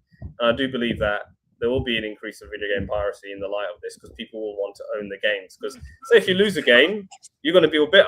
Or say if you feel like you've been cheated out of something, you can feel like, you know what, F this thing. I'm going to hack it and get a whole library of games, which I wouldn't otherwise be able to get, and I'll just play it that way. I don't care if I lose online access. I just want to download the game and play it. Just to interject, and for all of you guys who are wondering, as of today, as of this show's recording, you can jailbreak your PlayStation 5 if you are still under cost official firmware 12.0. Mm. 12.0 and below, if you haven't been updating your firmware or on your PlayStation 5, your PlayStation 5, whether it's digital or with disk drive, it is still jailbreakable. Yes. If you happen to update it to current firmware, the current exploit will not work as Yeah, of I mean, today. you Okay, can so do it it, will but it will happen eventually, but Oh as of yeah. now, just for your information. what I will say now is, look, we got what, a little over a year now. Enjoy what you have with the newer games. I wouldn't recommend jailbreaking it now because there's still a whole load of games that are going to come out for 2027 that you're going to enjoy. So I'd say buy them, support the developers, right? Support them because it's not their fault; it's Sony's fault. You know what I mean? So I would say support the developers in buying the games that you want to play and you want to enjoy. But come I mean, look at. I 2028, mean, okay, look at the we're episode going we with this did on the new showcases. Like, dude, look at all these fucking great games that are coming out within the next year, up until the point to where physical is going to be gone by Sony. Like, dude, just, Yeah, I, you got I want to Joe ask. Rat saying he's saying my backlog can outlive me. You know what I I mean, mean? mine too. That's I think that's all just of our backlog. I think Joe's will kind of do it. Joe. A couple lifetimes. I Yeah, want to ask Ryan a question here. I want to ask Ryan a question here, Ryan. I know that. Well, for lack of a better way to describe it, piracy is a tremendous thing in the Philippines. Ever since my days there, piracy has been the foremost way of enjoying our media, whether movies, television, video games, and all that. Has it improved at all recently, or is it still the same trend that people are still pirating stuff? And with this announcement of Sony going pure digital, do you see that this is going to be going back to that trend of piracy to enjoy your stuff? Because that's the only way to get it in a fast manner. Yes, piracy is still around, but of course, is more expensive than before. Hmm. Imagine a 110 gig game. Hmm. So each DVD is around 4.7. So imagine how many DVDs you have to go through just True. for it. Yeah. Hmm. And depending on who you ask, some media can be pirated, Okay. but others is not practical. Hmm. There you go, Raj. Okay. Oh, there you go. One thing actually, and the one thing that I need to put out, this might actually put people more towards mobile gaming than anything else. In the Philippines, mobile gaming is a huge thing still, Ryan, right? Yes, Mm-hmm. there's still a thing. In fact, thanks to mobile gaming, our network has never been so Mm-hmm. free. It's been Oh, okay. congested already. Oh my goodness. Okay. But yeah, I mean, sure, games might purely go digital, and the ball and gun gamers will still keep Sony in the black. But a lot of people in the developing Funny. countries and might even say, even the first world might start discovering alternative means of gaming. Mobile gaming might make a resurgence, or or and go up in its profile. And yeah, I wouldn't be surprised if a lot of people either went PC. Sure, a lot of people are saying, I'm gonna go PC. I'm gonna go, I'm gonna go play on my laptop or whatever. But a lot of people might actually actually find out the available games that are on your in your pocket, and they'll just you know say screw it. I'm not buying an $80 digital game on a console that I don't own anymore. I'll just spend the $5 and play a short game on my mobile phone, and that's it. I'm good. I'm done. And then, And of course, we're and factoring even in mobile short attention gaming, spans too. Yeah. but even mobile gaming too. Like, I mean, I don't know how it is out there in in other Hmm. parts of the world, but Yeah. we have, like, for my iPhone, we have Apple Arcade, so it's like There an you go. abundance Yeah. of high quality games that's going to Yes. push the phone that you have till Hmm. its correct. limits. Very Yeah, true. so Very true. in India, mobile gaming is huge because Hmm. the reality situation is they do actually have good internet, They just can't afford the liquid to buy. Unless you're rich, you have a PlayStation 5 in India and the software for it. But what I will say is everybody's got a mobile phone in India, be it Android or Apple, and it's a huge market. Like this is on my grandma's side. All my aunts was complaining about her husband playing PUBG all bloody day. Yeah. You know, he's playing There you PUBG, go. and he wasn't doing no work. So I had to have a pop at him, even though he's my uncle via marriage. I had to have a word with him. But we're the same age, best generation. But I don't want to go into that. But yeah, he's playing PUBG all day. So India is a big thing, a huge market for mobile because you got the machine right here. Everybody's got a mobile phone. In fact, if I was a game developer and I wanted to make some money, I'll make it for mobile. That is the format. That will make you the money, and it's liquid. It's not physical. You'll make loads of money. And this is the issue with. Again with Sony, which is they're trying to move towards digital. They don't want to spend all that money publishing on and printing on discs. And another point I wanted to raise as well, and during this podcast, is I find it really kind of hypocritical for Sir Joe over here, because remember a few weeks ago we had this discussion. He was like trying to push this game through, saying it was a good game because it was all about the environment, called Awesome Possum, and he was making fun of like Rocket Knight Adventure, saying, "Oh, I bet those there'll be some few of the greenhouse gases." Well, hang about, your physical media that's damaging the environment. What do you have to say about that? It's awesome. It's awesome. No. Listen, you, yeah. All right, you give me awesome all that awesome. about him being environment friendly. Yeah, hang about. You're pushing for physical games which are damaging to the environment. Don't you think that makes you a bit of a hypocrite? Oh, Ryan. All right. Ryan has a point. But go ahead, Joe. I know. Okay. All right, let's hear what Ryan has to say first. Yes. Yeah, I was trying to ask him earlier. Ryan, what's your thoughts on the topic, man? Okay, because overall, yes, mobile phone are really convenient or easy to carry. You can bring the game with you. True. But currently, right now, we have a set of challenges. Number one, do you know how expensive storage devices are these days? True. And the Yes, size very of the true. game?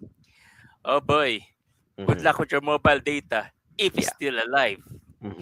And second thing, physical game has one advantage. At least you can easily uninstall, reinstall anytime you want.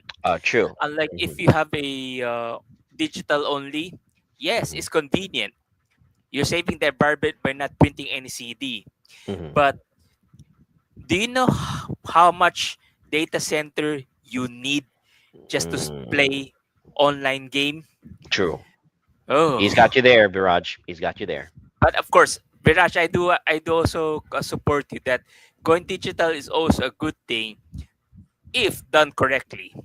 Yes. If done correctly. Yeah.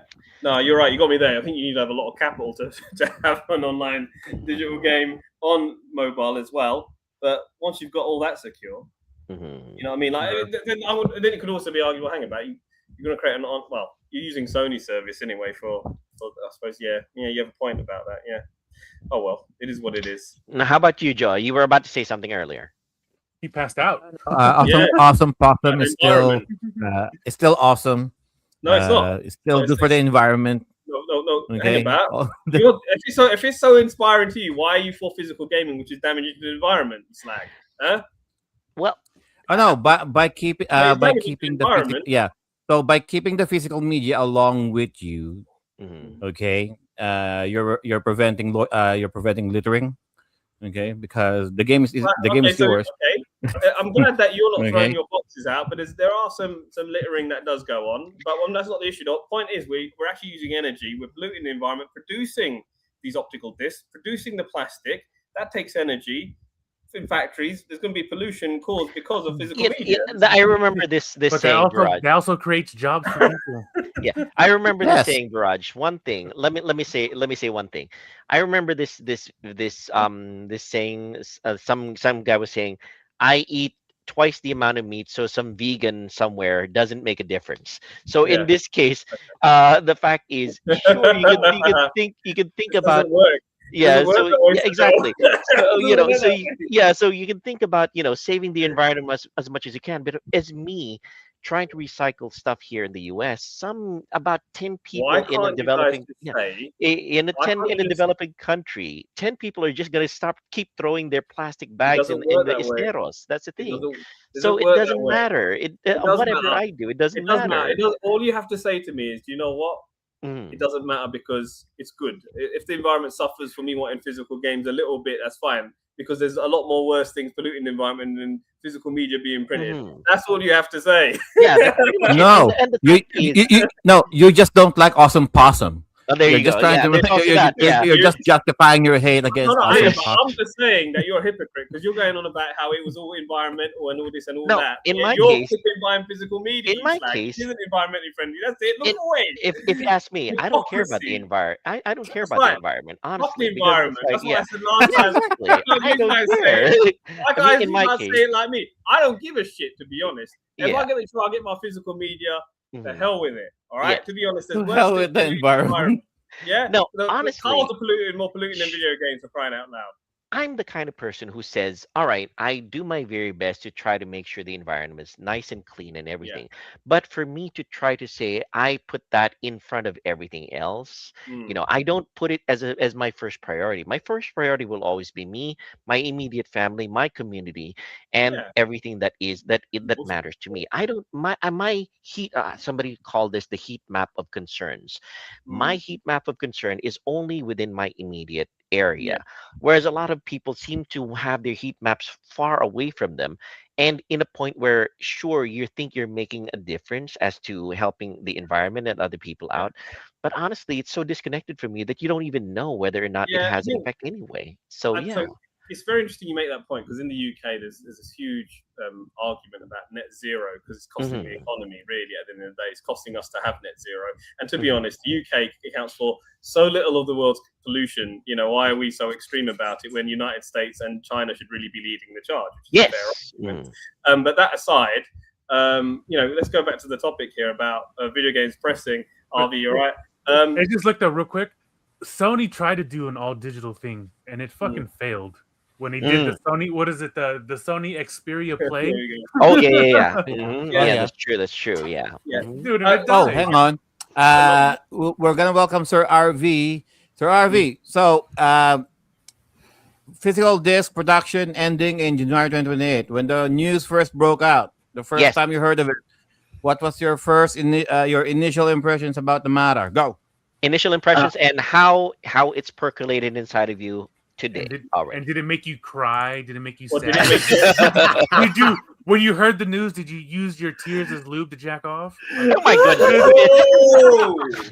Oh my! Come on, dude. I will say this: watching RV laugh is, dude. It's like a fucking sight, dude. Because his fucking face just explodes. Yes, it's a good thing. It's a big plus to the show. But anyway, continue, RV. Go ahead. Were you aroused by this news? I wrote something. I have an official statement. He's already got his. He also has a very official statement. Okay, I'm saving mine for later. You want to save yours for later too? Okay, let's hear RV's official statement first. Just initial impressions. Just initial impressions. Go. All right, let's do it. I was sad, but I think to Sir Viraj's point, because I was listening earlier, it kind of was inevitable. But I'll read my statement. It's very short, so unlike mine. All right, everybody, prepare for RV's statement. Get your drinks, get your food. Get your hang on. Let me do this. Let's focus on RV. Done. There you go. Dear Sony, fuck you. Oh my goodness. Okay. Short, sweet, straight to the point. That's the clip. All you had to say. That's the clip right there. Short, sweet, and straight to the point. Yeah, go ahead, RV. I'm right there with you, RV. There you go. It was devastating because I'm very much a Sony guy. I even have a Sony TV. I'm very dedicated to Sony. But yeah, after hearing that, I've seen all the memes. You know how it says play on PlayStation. Play has no limits. Well, it does. Unfortunately, play has limits. Has physical limits. So it is quite sad. Not only just for us, but to think, because I used to work in what we call EB Games. So kind of like Damn, GameStop throwback. there. Yeah. We had EB games out here too. Long. Yeah. So I just can't imagine like how people like the stores are gonna go after this. But yeah, it is sad. I would have liked to have the option at least, but can't pick and choose, I guess. Yeah, even the dog says fuck Sony. Mm-hmm. Yes. What's up, Ryan? Yeah. No, What thank got you to for say, man? thank you for letting Go me for join. it, Ryan. Ryan has a point. Go ahead. Hey, Ryan. At any point in time, dude, just start talking. Yeah, just jump in. Start talking over us. Okay, He's okay. being polite. For me, my the Sony PlayStation was my second console, and guess what's the first game I bought? G Darius is a pirated one. I bought it because my late father promised me a PlayStation once I graduate. He did fulfill his word, and that's the first game I play. Then slowly fast forward, every time there is a console, I tend to collect games. In fact, I have a couple of PS2 games up there, all obtained from the junkyard. They just throw it away. So that's the sad part of physical media. If people no longer needs it, they just throw it away. Mm. But for me, I rather collect them. So Sony made its big debut because of physical media. Mm-hmm. Who could forget Final Fantasy VII? Yeah. It's the only Correct. game Three that discs. It's what made That- Sony a brand in Japan because it beat the Saturn.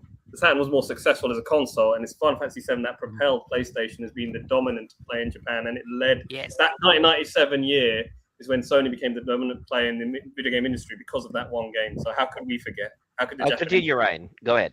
go? Oh, sorry. Yes. Even though it is CDs, people love it to the point that some fans will buy not only the Steam version but even the PC version. In fact, the PC version are still floating around. Of course, it's a product of brain rot, so it's given. So fast forward, Mm. it's because of physical media that Sony got its leverage. Now, for them to give up physical media, it's just like they're just ignoring the root. It's physical media that brought Sony to its popularity, and there's a good reason for that. Of course, Sega is also around the corner also with the Sega Saturn. But seriously, it's thanks to I could say it right. I can say right out the P word, right? It's thanks to piracy that I learned to value game much more. Mm. In fact, little tidbit, as a gamer, I present this discussion to different gaming company, and guess what the response is? What? Nintendo, obviously. Hello, Nintendo. Isn't happy about my decision. Sega, the Sega peeps, guess what? They're smiling right now. When I told them about my collection of Sega game, they even say, in case that you need a physical media, excess physical media, just give us a call. We'll ship it to you. Mhm. We'll pay it for it. We'll pay it for you. Yeah. Microsoft, at first they're kind of hesitant, but as time goes by, they appreciate my effort. Mhm. State of Decay series. I bought it first at the pirated version, the DVDs, Mhm. but I bought it from Steam Mhm. just to support them. Yeah. And they even gave me some free Avatar too, just for buying it from them. Very cool. Yeah. So overall, if you want players to appreciate the gaming company, give them a chance to buy physical media. Mhm. Relic Games or the Company of Hero series, clip what he I just bought said, man. I bought That's I perfect. bought the I bought the pirated version because I love the loading screen, even the lore. Mhm. So when you buy the digital media, guess what? Where's the loading screen? It's gone. Mhm. So overall, everyone, every gaming company, if there's a chance for you to stick with physical media, I know it hurts, but put it like a limited run. Mm. Gamers will like to buy those. And for Yes. digital, yes, I would support it. But of course, until someone can think of an idea like solar powered or wind power data center and the water, instead of getting the water from the stream, there's even like mineral oil. It's like cheaper, it does the job, it keeps cool. At $2 liter, what could go wrong? Sir But Ryan, take care of the environment, okay? Sir yes, Ryan like the try to environment. strike a balance, if you know what I mean. That's all going to All add. right. Sir Well Ryan like done. the Well done, But environment. Ryan. Well done. Well but done. to go on, That's all right. RB's point though, what I'm saying, like, I've been a Sony person since it released in '96. My favorite PlayStation game that I owned, and still do, Metal Gear Solid, dude. And you know what I'm saying, like, literally, they're taking away, physical media, dude. It's like, for games like that, you know what I'm saying, like, dude, like they can still come out with more Metal Gear. They can still come out with more anything. But it's I like, mean, just loyal and faithful since it released, and like I said, and I was always like that. I mean, My brothers was like, okay, I'm Xbox, so I'm like, all right, well, I'm only PlayStation. And if it wasn't for Jose's the one that got me onto an Xbox because of backwards compatibility. mm, Because after the PS3, Sony wasn't doing nothing backwards compatible. I mean, the conspiracy theorist in me is thinking, what if this is a fake by Sony that says, okay, sure, we're gonna stop physical media production, but what if somewhere down the line, closer to 2028, when they say, oh, the demand is really high, we're gonna make this announcement, they're gonna discover that demand is really high. They're gonna say, what if we still come out with some physical media, but set it at $100 High, per but disc? high. I to your comment, I'd say high end AAA games will Yeah. be physical. Yes. With the every we would come out with PlayStation select really good games that will be available physically, but at $100 per disc. Would you guys buy that? Of course, Depending on that the game. yeah, they would. Depends. So like, okay, Mhm, example. Okay, so like, Yes. Grand Theft Auto 6. Like, mhm, okay, I think a lot of people that are into physical and collecting will fucking mhm. spend that. I know Yes. Joe won't, but I'm just saying, like, that's just because that's the hottest game out right now. That's the most anticipated. But how about this, Joe? If they came out with the box set physical copy of the Trail series from beginning Yes, to end see, Yeah. there you go. That's it. No hesitation whatsoever. $100 per disc. Would you I buy don't it? care. There you go. Yes, See. He'll even go post for Playgirl just to help the cost. Oh, there you go. That's it. That's what I'm saying. So the conspiracy because I theorist in trust me New is Home thinking. Falcom, okay? There you go. That's it. That's conspiracy theorist in me is thinking maybe that's a way for Sony to jack up their prices because they saw the disaster that Nintendo experienced when Nintendo said, "Oh, we're gonna sell Mario Kart for $80 now or something like that, 70 Yeah, or 80 it was bucks." $79 for fucking Yeah, Mario and Kart. then I'm like, are you Sony serious? says, "Oh, we don't want to go down that route. What if we say we're going to stop physical production, but later on kind of backtrack and say we are going to continue some physical production, but at $100 per disc to defer all the costs." Would that's another avenue that they Well, might be thinking. like I You said, I know. mean, like you said, Mario Kart, hmm $79 for a hmm card. Yeah. They're going to be doing it with Grand Theft Auto anyway. So like hmm a physical edition with just a code is Yeah. going to be fucking $80. I Yeah. mean, if Sergio will present the scenario, Yeah. okay, Neon Falcon's gonna keep doing the Trails games, but Yes. unfortunately, PlayStation will keep saying digital only, hmm and then Xbox says, you know what, physical copy for the next Trails games. You know what? Fuck it. I'll buy an Xbox. I'll buy an That's it. There Xbox you Series go. X. That's it. There you go. Okay, That's I what's don't gonna push care. you. Okay, that's what's gonna I push mean, you. if there's the only if there's the only reason why I'm gonna get an Xbox Series X if the That would be physical the Trail copy of the series. next Tales games, the Trails Mhm. games, the Persona games, game in physical in Xbox only, sure, why not? That's it. That's it. I mean, on the subject of paying a premium for physical games, I'm not opposed to it. I mean, you're talking to one of the people who paid £75 for Mario Kart 7 when it came out here. Sorry, Mario Kart World. Forget the name of the game. But I get a lot of replay value for it. But yes, it is expensive when you get to the point where games are that high. And it is anti-consumerist when you're making a game that high. I mean, what are your overheads, Nintendo? You know, so there is something to be said about that.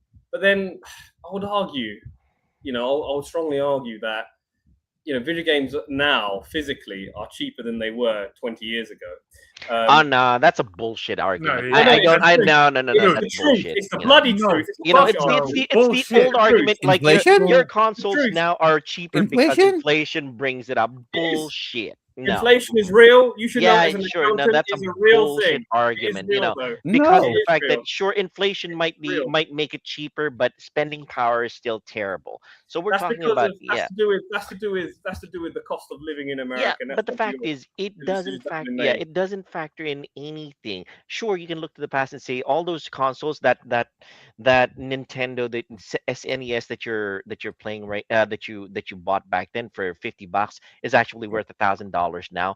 That's a bullshit argument because you're not. not Do you saying know that, how you're many not buying it sidewalks now. I need to shovel during the Yeah, there winter you just go. to afford the video game back in the 80s and There 90s? was, Yeah. I will say from a UK point of view, and I'm sure Mhm. it transcends everywhere.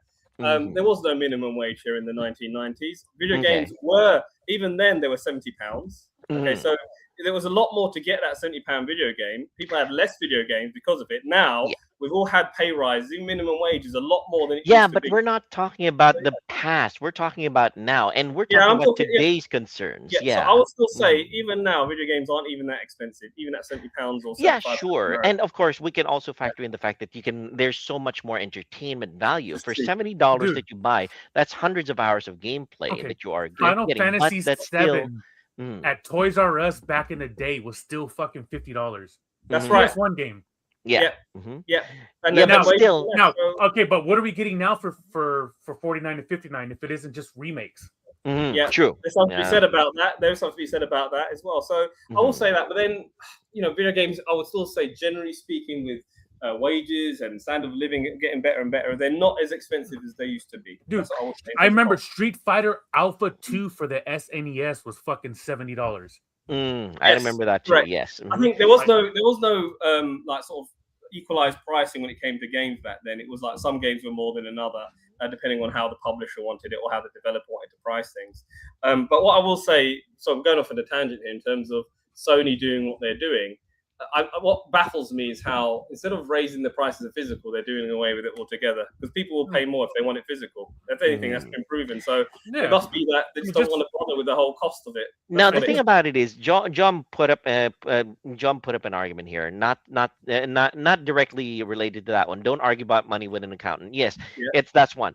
Another thing is the inflation thing. I've done that's a- accountancy too, Yeah, But go on. the inflation thing, that's a rationalization. The plain thing about inflation Agree being with you. it's just a rationalization Partially that it is. companies say Hmm. just to say that you were actually spending more back then than you are now. Well, that's bullshit. Honestly, it's a rationalization for them to jack up the prices and say, we're trying to get parity with past But value, which is They haven't done that though. Mhm. They haven't done that. They haven't No, jacked up prices. That's the point I'm making. That's the They thing. haven't They may have well, objectively speaking, they have $80 games that's jacking up prices. Now That's one their game. That's rationalization, not all of them. One their could be that rationalization number. is that they're comparing the relative value of today to the past, Yeah. and that Right. is Dude, that is a disingenuous That's argument, not because you're not disingenuous. talking It's about not. You're that's wrong. because you're talking about You're wrong. today's You're current wrong. and future value, You're rather wrong. than I would comparing- side with Sir Joel on this one because Yeah. he lived it. Yeah, exactly. That's it. What I are you went about? through That this. gray hair He don't mean lived it.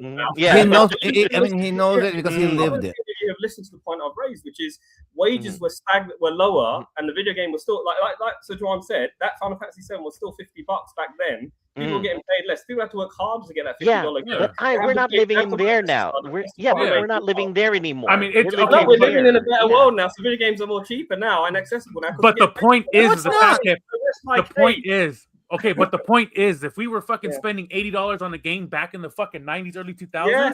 guess Yeah. what? We're still paying $80 for games in 2026. Yes, but we're getting Because, paid more. dude, okay, but look at this. Turok Turok on the 64 Turok. was $74. Mm. You know what I'm Yes. saying? And now you go to limited run and you can get Turok for $49. Yes. You know, if you bought it from them. So Mm. what's the difference? You know what I'm saying? We're still paying the fucking price no matter what. If we want it, True. we're gonna get it. Exactly. That's what to Juan's point. Exactly. The value of what you had before might have gone down by now, but the fact is they've jacked up the relative value right now also, which screws the current customer. That's exactly the point. So you're not comparing it to previous value. You're comparing to what you have right now. Sure, we're making more. It costs more, but it's terrible. It's a terrible deal all around. We haven't. Yeah. You were able to buy dynamic pricing is a Gen thing back 2's then. It's still a thing now. That's true. Yeah, That's like you were true. able to buy a Game Gen Boy 2 Genesis for $100. Like Mhm. literally another $40 more than a fucking game. Like, come on. I would like to raise a question, especially when we talked about cloud gaming with Sir RV. Sir RV, have you tried cloud gaming, and how does it compare playing physical, considering you're in Western Australia? Yes. I don't know, because I don't know how good your internet speed is there compared to here in the East. Shit, he's got it's- more fucking than us, probably. it's still okay. I wouldn't say mine is the best. But I'm at my parents' house where they have Starlink, so it's pretty good. But that being said, I have played cloud gaming a bit. I still prefer just having it on a disc and whatnot. But just the convenience that I could play it, on the go. For example, if I'm going to work or wherever on the train, if I'm, for example, then that too is an advantage. But I don't do that as much. I think I just watch more YouTube if I'm going to work. But in terms of gaming, not so much. So it doesn't really. I don't find the advantage of it of having cloud gaming as of right now. Anyway. Well, you got to think too, like you guys are saying, like if the internet is bad over there, like say cloud gaming is really not for you guys. It's going to be a hit and miss. So that's why the physical aspect for RV is more important than fucking digital and cloud gaming. Let me put something out there, Juan, because of the fact that sure, cloud gaming functions well here in the US, but there's still compromises. Like I tried cloud gaming on Xbox on the large 65-inch TV. Sure, you can there's very little lag, but you can still see the artifacts. You can still see some compromises in terms of quality. Oh yeah. It's not as sharp, it's not as bright. It's a little bit hazy because you feel that it's inferior as an experience to having the actual thing that you slot in and play. But yeah, sure, there's the convenience of being able to play it wherever you go. It's mental trickery. Exactly. Like, okay, well, yes. the game is there. Like you're just focused on the game. You're not focused Exactly. on yourself. But your mind is like, oh my god, this game is amazing. But then too, it also depends on your internet speed. There's also because that. that's why, like when I cloud game, what I'm saying, like it could be off my phone or whatever. Yeah. I make sure I'm on the fastest fucking internet as possible. Mm-hmm. Or if I'm remote playing, from afar, I make sure my Xbox is hardwired. Remote play on a PlayStation, dude, fucking sucks. It's laggy true. as fuck. Yeah. Now the PS Portal, they came out with an update for the Portal, so that's usually how I do my remote play on PlayStation. But it's like you're exclusively locked into whatever game you have in your console. Unless you have the subscription to play all the other games, you can fucking stream them. But it's a big difference. But like, I'd rather fucking have the power to stream something with decent quality and not much interference versus like I said, PlayStation is constantly cutting out on me. It'll fucking log itself out, I gotta log back in, log out, log back in. And in that respect, actually, Microsoft has them completely beat. They have this initiative about stream what you own, and their backward compatibility initiative it's amazing. Honestly, they are way above Sony's pay grade when it comes to that, and Sony's playing catch up, and they're burning lots of goodwill in doing so. And that's why like each console, whether it be Microsoft, Nintendo, Sony, Sega, they all have something that works for them and works for us as individuals and gamers and consumers. Yeah, like true. With Sony, it's the exclusives. With Microsoft, it's the online. Now, going back to the subject in regards to them ending their physicals. Yeah. The question really is: are Microsoft going to follow suit and do what Sony have done?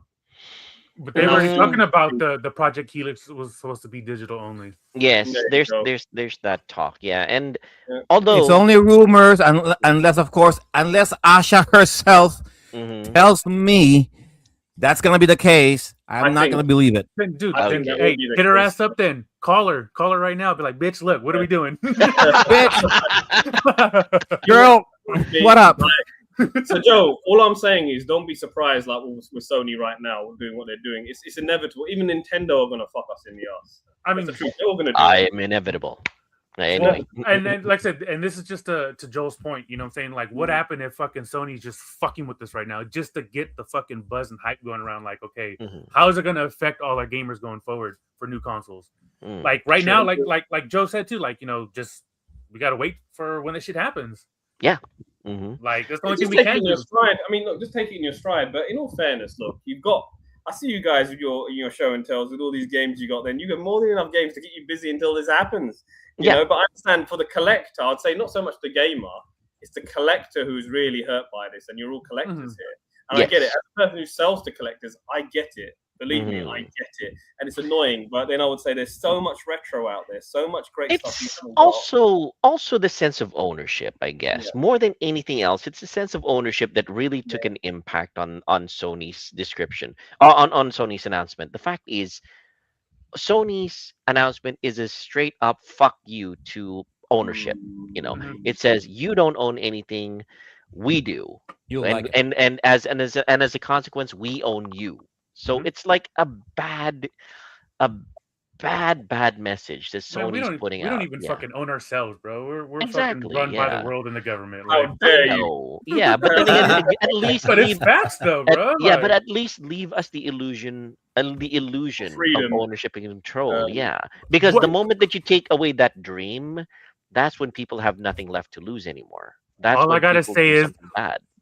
how is Joel gonna live if they take away civilization? Oh yeah, now We're once not Civ gonna is gone, take yeah, Civilization. Look, listen, Civilization is a very successful franchise. It'll be Civilization yes, that will it'll outlive you. That's the line. yes, true, That's true, the true. line right Yeah, that's there. my line right there. You're right. That's the line right there. Don't Fucking worry, hey, civilization, we'll, man. We're talking hey, as we'll if charge gaming- Sony with you, Joel, if they stop civilization. I got you. Oh well, I'm gonna march straight in there and gonna start kicking ass, Look, John look, Wick style or whatever. the good news is, look, we're talking as if gaming has ended. It really hasn't. You know, they'll still No, make no, it's video games. transitioning. Mhm. But it's a transition period. And in all fairness, look, Microsoft will follow suit, Nintendo Yeah. will follow suit. It's just a matter of time, guys. But then you also made a point about GOG, and you can play games and own them that way. If you really want to Exactly, own yes. the software. And in all fairness, on that format, there's more than enough games just on that Mhm. format to keep you entertained. You don't need True, to. true, true. And in all fairness, we made a point about retro gaming and emulation and things like that. There's actually enough great games behind us than there are ahead of us, which is why Yeah. with the Timeless Gamer podcast, we review retro. That's our jam, isn't it? And Yes. there's so much there.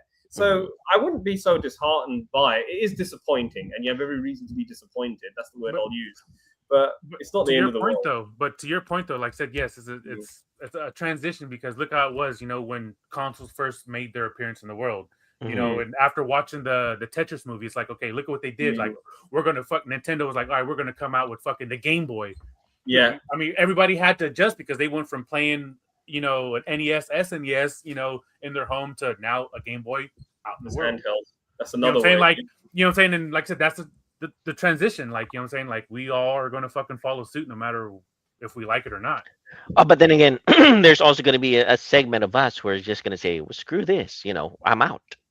There's also Yeah. going to be a lot of people doing that. Yeah. There'll be people who protest and say, you know what? I'll just go and I'm gonna be emo and buy myself an NES and buy some NES games because the games Or I'm are the going to go play on mobile. I'm going to start playing Mobile I'm Legends or gonna PUBG or something. Yeah. I mean, but look too, like, but look at how the mobile aspect is working because, like, dude, they've taken a big basketball franchise and put it on mobile phone, dude, and it plays just as good as the fucking console. With NBA 2K, wow. same thing with Madden, dude. It plays fucking phenomenal. Really? Oh wow. Like, it honestly, to me, like playing playing NBA 2K on an iPhone is a lot better than playing NBA 2K on a Switch. Switch One, not Switch Two. There Switch you One. go. That's it.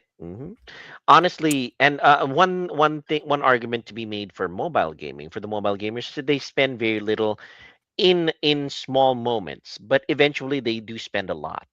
they're the mobile the mobile gaming market is a very profitable market. They Mhm. spend what is the term for it? Tingi tingi, or like little small. Retail? No. No, No, it's not like retail. it's like little slivers of purchases that eventually add up Single to purchase? large, something like that. Kind of. What's the term Kind for of. it, Ryan? There it is, Microtransactions. microtransactions. I guess Microtransaction? that's as close as we can get to the correct term for it. What's I've got a question for you, gents. Actually, how much have you spent on a digital game? What's the On a most you digital spent game, on? There we on a go. Steam game, on PC, I spend as little as 99 cents for a PC game. I can go as high as $20 if I really wanted it, but Was that the highest you've gone though? $20. That yes, must be twenty the bucks is most you've about as spent. yes, $20. that's the most that I've spent on a What digital about game you, on Juan? PC. How much Yeah. you obviously bought Streets of Rage 4, but how much Mhm. have you spent on a digital game? What's the most you've gone? The most I've gone, Digital. I think was Streets of Rage when it came out. Oof, Which I was don't how know. much? It was PS4. No, 29. $29. Okay. Mhm. What about you, RV? And what was the most you spent on a digital game? How about you? that- Yeah, go ahead, RB. WWE 2K25 Monday Night Wars Edition 200 AUD. 200 AUD. Whoa, okay. What? Damn. Okay. You are a Dude, fan. and dude, no, and that's what sucks about 2K. Like they only did a physical base copy game. Like anything extra, Yes, had to that fucking was spend You on yeah. have to, you have to pay for Yeah. it. Mm. How, Yeah. how about over there, Ryan? How much is a general mobile game purchase nowadays? Do you still do mobile purchases, or is it like like the additional transactions on free games and like gotcha? How much is the average or the cheapest? Not much of a mobile player myself, but give or take, $1 is the cheapest, Uh-huh. and the farthest I heard was around $300. $300? Dang. Whoa, go Ryan. What's the most you've ever paid for a digital game though, Ryan? If For you me, if Yeah. you were given the choice. If you have or haven't, I don't know. Hmm. well, the most I ever spent on was around, give or take, around $20. $20. Really good That's it. digital Yeah. game. Yes. Okay. I mean, I mean, And- 20. That's more of an average for pretty much. I mean, I say majority of us would be more of an Yeah. average to spend on Yes. digital because of the fact that we would rather have a physical than digital. Yes, that's true. What about you, Sir Joe? What do you pay on digital? What's the most you've ever paid? 100. As far as digital is concerned, only when I know there's a sale on the PlayStation Store, Mhm. and even then I will only go below $20. Mhm. Okay, That's so it. If there's anything, if there's anything decent, or if there's a JRPG that's only digital, unfortunately, I'll check the price. If it's less than 50, sure, I will reluctantly buy it. For Here's example, And then, Yeah. and then after you get the digital one, they're like, "Oh, we're coming out with a physical. Fuck you." No, I mean, Rage 4, yeah, and then Sonic Yeah. Mania. I was like, okay, that's it. Well, dude, Streets of Rage 4. I have it on all my yeah, consoles and because PC. because what? I don't know why I bought it anyway. With Senran Kagura, Mhm. the beach volleyball edition, Yes. went on sale for the PlayStation 4 a few years back. It's still on my hard drive for some. I haven't really deleted it. I Mhm. didn't even know why I bought it. I was a gooner. Yes, that's the only reason why I bought it. I just You've never want to stopped. see You've never anime stopped. girls and white bikinis Yep. trying to wet each other with water Yeah. pistols. That's all. But Okay. do you see me play? Bro. Do you see me playing it? Not really. It's just there That was because it me in was high on sale. school. I was Piece of spraying art. girls with white Well, t-shirts. here's, with a let me super just- soaker in school. Let me just bro. put Like, this come out. on. Let me just put this out there. I amend my statement. If there is a game that I would spend more than $20 for, it would have to be the complete authoritative edition of something like Crusader Bass Kings fishing. 2. Yeah, no, well, bass fishing, yeah. But Crusader Kings 2, the complete definitive edition of that one is about $64, but that has all the DLCs in it. That has everything that has ever come out on it digitally. And I know that if I put down the hours to that, I will spend 1,000 hours playing Crusader Kings 2. We're talking like painting the entire of Europe in my preferred monarchy, and I would actually, I would conquer every single country there and subjugate it with my tyranny of Catholicism. But I would also choose to spend almost that much on a space game like Stellaris, which has all the DLCs already there for about $35 to $40. That would be the difference in terms of digital. I would spend if everything is already there. I know that it's the definitive authoritative version. Nothing else is going to come after that because it's all there already. It's complete. So I would spend that much money on it. So sure, I amend my statement. $20 is what I would spend the most on if it was one of the regular run-of-the-mill digital games. But if it's something that's sold to me as absolutely complete, there's nothing else that you'll ever look for, and you're gonna get 1,000 hours of enjoyment on it, I would spend 60, $65 on it. Yes, Crusader Kings 2. That's it. That's interesting. That's interesting. Okay. For me, the most I've ever spent on a digital game was back in the Wii U days. Did he get stuck in there? And it was Star Fox on the Nintendo 64 because I had to create a custom emulator just for it to work on the Wii U, and that was back then when the N64 emulation was. It still is atrocious, if I'm being honest. All those years ago, I paid £5. I paid £5.49 for that game. That's the most I paid for a digital game. And I'm so anti. Let me clear my screen. Hold on. I'm so anti-digital. I'd rather just not pay for digital. That's the truth. I'm probably more privileged library than you. And this is another thing. You could just put the entire library in there. And the Vita is a really good system to do these sort of things. And there's the app that I have on here. Like literally, I have access to all the Vita games and can download them whenever. Yeah. The Vita is a good system. Do you know what a really good console to mod as well? It's the PlayStation TV. Have you got one of those? Packed away, but yes. Yeah, that's like literally a Vita. You can put into your TV and play it on the high res. You should mod the hell out of that and do it that way because that's the best way to do it. Unless you want to play it handheld. Playing that on the TV, getting a DualShock and playing it that way. Well, I can't play on my Vita because I have drift on my stick. That explains it. Just get a PlayStation controller, PlayStation TV, mod the hell out of it, put on your TV. Best way to do what you've just done. And that way, if the controller goes, just get another controller. PlayStation TV is an amazing system to mod. No, I liked it. Like honestly, it was good because of the fact that with the Vita and stuff, it was side by side. It made the Vita a Switch. Put it on your TV. That's the great thing about it. But now you can do all sorts of things with the TV. They're starting to go up in price because people realize how you can mod them, and it's such a good mod. So look into that one because you'll find it's a really. I have to go pull mine out of the box that it's in. But honestly, you won't regret two. it. I promise you won't regret it. Look, so he's got two. I recommend you do it as well because they're really good. One in box and one for play. There we go. My Vita, dude, here in the States, dude, the fucking Vita is expensive to get. I mean, you're looking at like $250 plus. Yes, dude, I got my shit imported from Japan, dude, for $86. Yeah, you should. In the UK. And the only reason and why I modded it is to change the cross and circle button. That's why I modded it. That's understandable. That's it. But no, great system. And again, Vita is something that's losing support with this decision Sony have made as well as the PS3. So again, you might want to sort of snap up some titles that you really want to own physically on those platforms because the digital way of getting them is not a thing anymore. Strangely enough, so they're losing support. But all in all, I think it's a sad decision that Sony have made doing this. I think it's a bit premature. I think they could have probably waited a few more years personally, but they just gave into greed. They just wanted more money, and that's understandable. They want to keep their shareholders happy, especially in these uncertain financial times. Fuck them shareholders. All right? The shareholders. You're the shareholders.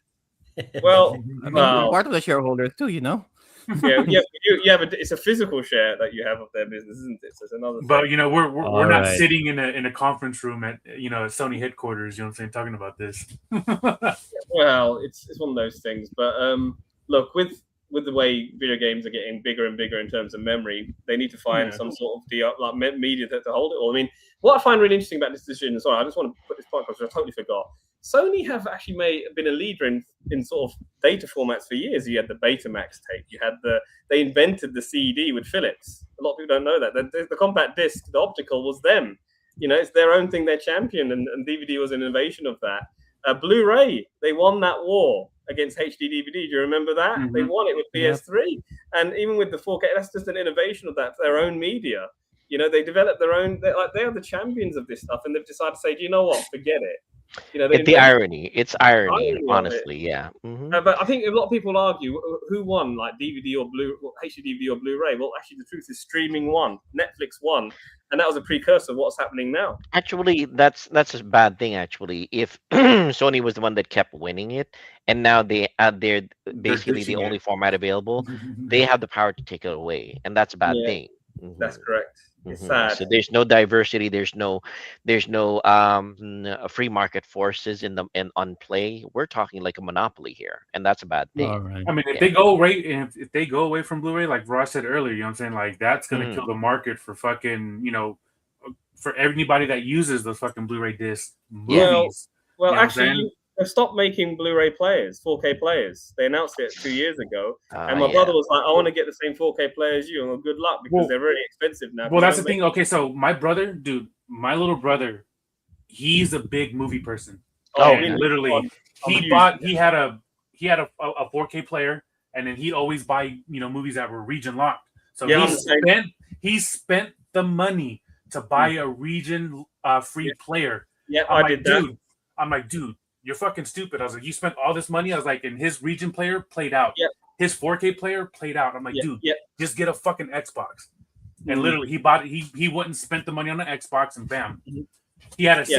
Series S to start. Mhm. That Mhm. Series S played out. He went and got a Series X, or no, a 1X, and then he got a Series X just to Yeah. watch movies. He doesn't game on it. That's just his fucking. That's just his player. I actually Dang, got really? a player. I paid £500 for it, and I did what you told your brother not to do, which is to actually get an X6. It's called an X8000, or X800 Mark II, which is a Dolby Vision player because the Xbox isn't Dolby Vision. That's the sad truth. So I wanted the best image quality for movies, and that mattered to me. And I've got a Dolby Atmos system here as well. So I'm a big movie fan. So I have a lot of 4K media. And I made sure it was region unlocked so I could buy any. Like, so the Abyss that came out, the Abyss, like James. Oh Cameron. yeah. Now that was banned in the UK because of censorship. Because there's that scene with the mouse that had to breathe underwater or something, and they yeah. didn't like that. So I just imported the American version, and it works. So it's stuff like that, which is why Which actually brings us to the question: Sony erased digital movies from people's libraries, I believe, recently, and that is a preview of what can happen in an all-digital They're future. doing a lot of deleting too. Like I Yeah. read too that if you have a PlayStation account that hasn't been active for 36 months, Mm, gone. man, So that- it sucks. I mean, it sucks for the people that are not active. But then I thought it was my thought because one of my good friends passed away a few years Mhm. ago. Oh And, yeah. like literally. So his account's Sorry gonna to be hear. just Yeah. wiped out. Hmm. That which brings me to the question, like, again, I think there's been legislation, I believe in Argentina, I'm not quite sure, where they're going to try to pass it so that your digital library can be passed down to the next generation. But I'm not sure if that's going to fly anywhere else. But in any case, so yeah, that's a preview of an all digital future by Sony. You don't own RV, anything. They can Switch take it headphones. all away at any single moment. I'm keeping. Mhm. My friend made fun of me for having DVDs still, but I said no, I'm Mhm. keeping them. I don't Yeah. care. I'm keeping them. No. I like owning things, and Yeah. I'm the same as you. I mean, look, I saw this coming. That's why I'm not shocked about it or as upset as you. But I'm going to keep This it. is- I'm not keep This it is much. one thing that I would keep digital is my movie library because for me being on the road, Oh yeah, yeah. There's especially that with the kids. convenience of it. Yeah. So what I'm saying, like I run tandem with an app and it kind of spreads around multiple different platforms. Mhm. So Yeah. dude, like I have a fat digital Is it library. Plex? Huh? Do you use No, Plex? I use Fandango. Fandango? Well, Fandango, it was Voodoo at one point. Voodoo before, yeah. Mhm. So dude, I literally scan all my codes, and then if I wanted something, dude, I go find it. Like I'll find All right. I think- scan. We're good. I think we're at the point where we want to hear Joe's official statement. Let's hear what Joe's official Oh, no. statement is. What? No. I mean, if I'm saving it when we're about to do our shameless plug because Wow. it's 2 hours already now. Yeah, Well, we're at yeah. 2 hours. Well, I think. let's go down the line. Joel, you have anything else to say?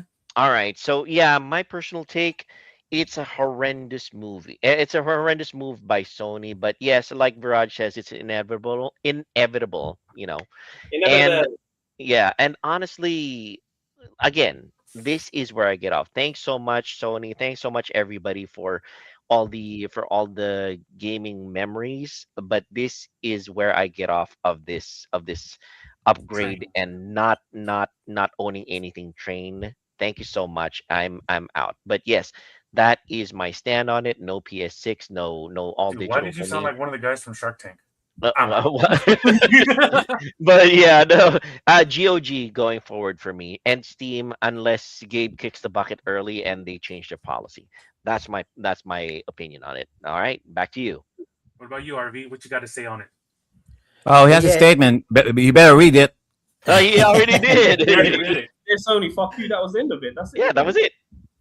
Short and sweet. I like to keep it, but yeah, no, I like I said earlier. Like I've got even said Sony headphones. I've got Sony TV. It is disappointing, but I'll have to accept it. And so yeah, moving forward, I'll just I'll still obviously have Sony. I'll probably end up buying the PS6, but it's a bitter taste in my mouth, I guess. But time will heal everything, and so that's it, I guess. Yeah. So did your tears. Mm. What about you, Ryan? What's your take on this? Final Yes. thoughts? Your last rant? Okay, for me, if there's a way for us to say get a physical media, please keep it. Hey, Command and Command Conquer. and Conquer. Man Oh, after my heart. nice. Love that game. Love that Even game. though this is available from certain website, the one I have here is quite rare. The one on the website they sell today is only the game.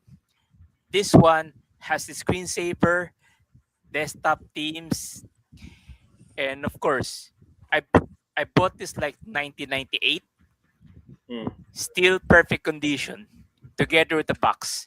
And Yeah. here's another reason why I like this one. There's now an open source version of this one, Command Conquer. Oh yeah. Hmm. And as a respect to the series, if you want to play the game, you have to have this. Hmm. This is where you get all the asset and the music. Yes. So it's Remember, nice to meet. an open source version, it still requires this one. If you don't have this one, on certain website they have this image. This is Mhm. how important physical media is for me. Take out physical media, guess what? There'll be generations of people that will be crying, literally. Mhm. And the only way that we could save, the only person that could save them are, guess what? Those who pirate. Mhm. Yeah. I have nothing against I am really proud of being a pirate. Yeah. What's so wrong if you're But not I do understanding what we're ethically. talking about? Yar. Ethically. Arr! I will do Yarr. ethically. And guess what? It pays dividend because ever since I post this one, guess what? My chat has been off the hook. It's like Okay. one of them says, okay, physical meat we will stand with physical media. So need Mhm. something, give us a call, Mhm. it will be delivered to you. Extra Yes. spicy. There you go. wanna say- Yo ho, a pirate's life for me. I just want to say, as a fellow Command and Conquer fan, it's nice to meet another. Yar. It's nice to meet another mechanical man. If you know what I mean. Yes, there you go. Another mechanical man. But- All right. You're And right. since we have Viraj up, let's have his rant. Oof, it's disappointing, as I said earlier. It's it pretty much mirror what everybody else has said. As all I can say on my part is, as a video game reseller, I will continue to resell physical media and do my part. That's all I can really do. Although I sell Nintendo, but that's not to say that Nintendo aren't without guilt, because I can see them doing this as well in the future after Switch 2. And you can always argue that they're halfway there with the game key cards as well. So this is sadly, like Sir Joel said, inevitable. But hey, listen, all I will say is don't let it dishearten you. There are loads of other games out there. that you can buy. Every format now. We're living in a golden age where gaming is so great. There are so many good games that we can play now, and even just a few years ago. And we have a lifetime supply of games that we can enjoy as well. But yes, it is disappointing. And all I'll say is let's hope. All we can do is hope and pray that Sony do a U-turn, like Sir Joel said. Maybe this is one of those things. But that's wishful thinking. I think they're just following the numbers, and that's what they're going to do. Get everybody on antidepressant medication. Well, I wouldn't go that. I wouldn't go that far, It's a joke. All right, and don't let it get you down. That's all I will say. and I want to hear Jaw's official statement. All right, let's hear it, Jaw. Me? Right. Okay. Can we have a Now, bigger just hear me spotlight on out. It's gonna be long. It's gonna be a long one. Okay, but hear me Okay, out. let's do it. All right. Okay. Hey guys. So I was born in the 80s. So as far as gaming goes, I was more in tune with the consoles of the 90s anyway. And as a child from Manila, okay, then that means whatever the gaming technology was for the rest of the world, we were 10 years too late to cope up. Sir Joel knows this. Not to mention, in the Philippines, we usually get the Japanese consoles and games first most of the time. So this means by the early 90s, we were still playing with the Famicom, the Super Famicom, and even the Mega Drive. The way I saw it, those years of my life playing with those consoles were my grade school years, meaning I was that kind of a kid who just played whatever there was, what's available to play. Did not really master any of those games, but just enjoyed enough before I got sick of them. I was in my early teens when we got our first PlayStation 1, and the jump to the 3D of gaming from the long years of 2D was indeed polarizing, but I played whatever it was available. Not just because I'm no expert at a certain gaming genre, but the whole concept of it. It was new and exciting, yeah. And the localized Final Fantasy VII came out in the Philippines back on 1997. Arguably the first Final Fantasy that we had. JRPG in general. That was not in Japanese text. We can actually understand what was going on. We know exactly where we need to go. We know what to do. Those localized JRPGs for the SS or for the SNES, yeah, they don't count because you have to be rich enough to import all of those games, a Super Nintendo console, or a family member living in the States buying new one. Right? Me and my brother saw Final Fantasy VII for the first time, and I was floored and impressed. I let my brother play with Final Fantasy VII. He even played 8, even 9, and then 10, and then 12. For me, my first JRPG, Tales of Destiny, localized JRPG that I wanted for myself for the PlayStation 1. The JRPG, the RPG mechanics that I watched my brother play as he played Final Fantasy, but this time in 2D anime fashion, and I love my anime. Okay, so to me, this was the genre made for me. I found my genre. I finally found something that I chose to specialize in. So ever since then, PlayStation has been very good to gamers like me. Okay, who chose JRPG as our own medium, and I never cared for any other genre after that. I even dropped wrestling actually because I prefer playing JRPGs more. So when I got my first full-time job, I got my first working bonus in 2007, and I used that money to buy a used, not new, a used PlayStation 2. Why? Because the next gen already left me with a bunch of JRPGs to play with. 2009, me and my brother pooled our money together to buy a PlayStation Portable. And you know what? Hey, both of us played nothing but JRPGs in that thing. 2012, me and my brother pulled our money again together to buy us a PlayStation 3. And He played his own JRPGs on that thing. I played my own JRPGs on that thing too. We could care less about the PlayStation Network. We bought physical. We could care less about the digital. PlayStation Network, PlayStation Store. Who gives a fuck about that? 2015, me and my brother pulled our money again together just to buy us a PlayStation 4. He has his own JRPGs in that one. I got my own JRPGs in that one too. All right. In 2016, before I moved here in Australia, I got myself a PlayStation Vita to play some JRPGs, of course. And unfortunately, with the Vita, unfortunately, not a lot of localized titles for that for me to buy and collect anyway. But I still have a few in my cabinet right here. I'm still working on the. I'm still working on my collection. Hopefully, I'll be able to play all of them. But those are important to you, though. Right? And then 2020, I got myself a PlayStation 5 back in the day of the pandemic. And until this day, I am still buying and playing JRPGs in physical format. All right. So this story may sound like my love for JRPGs in a way, and you are not wrong to think that. But the only thing that is constant here is that the PlayStation brand has always been good to me when it comes to the games that I prefer playing. I don't care about the multiplayer. I don't care about the online subscriptions. I don't care about the digital versions of the JRPGs that were released for the last 20 years. It's a physical As exclusive a gamer, was raised by the 90s, okay? I lived with the physical media, the disc era. CDs, DVDs, Blu-ray, it don't matter. I am happy as long as I have the actual disc. Yeah. So believing that the game will still be inside, playable, should the time and the opportunity comes to me, all right, I'm all for it.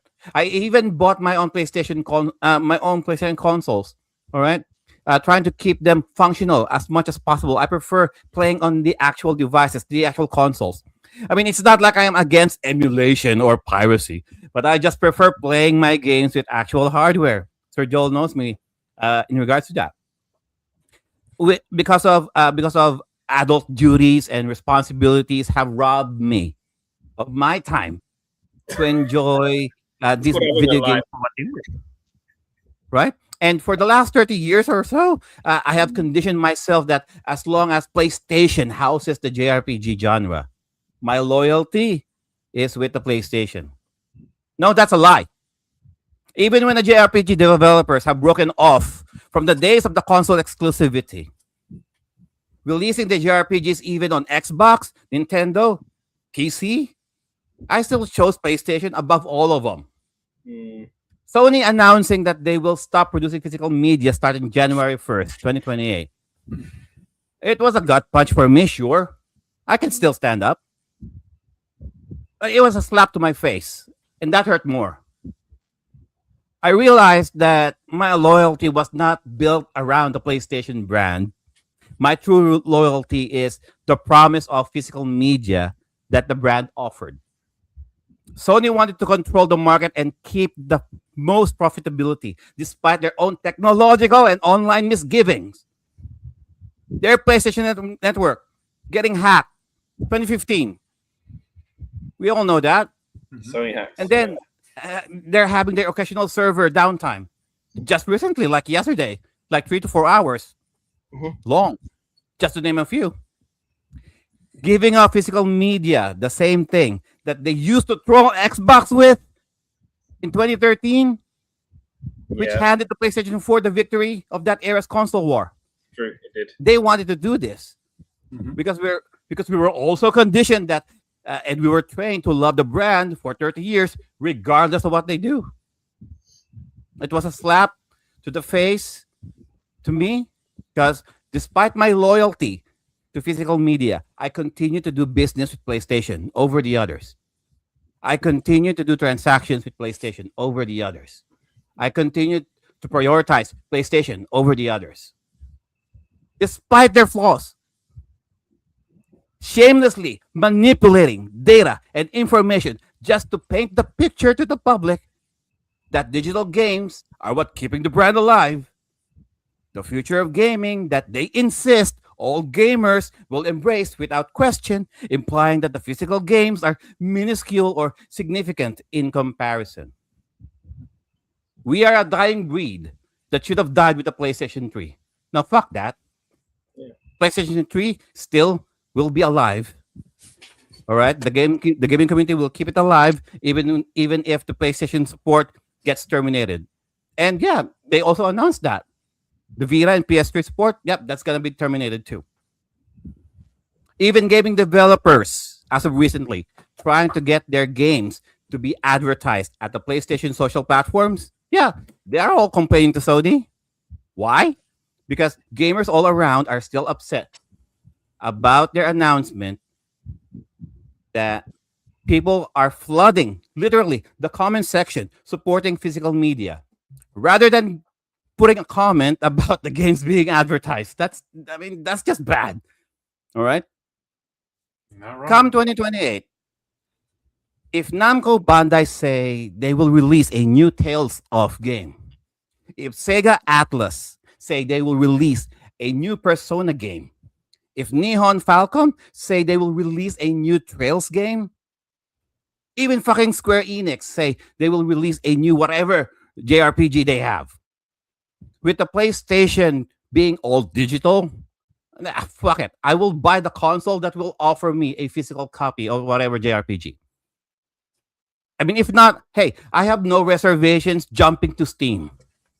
At least I know they still have some respect for the gamers at large. Oh, speaking of which, another thing. To all of you gamers who prefer digital gaming, through monthly subscriptions included, forget the fact that, game ownership or the fact that Sony can just take away the digital games that you paid for without even offering you a fraction of your money back. At least you still have the choice of getting your digital games online elsewhere. You got Epic. You got GOG.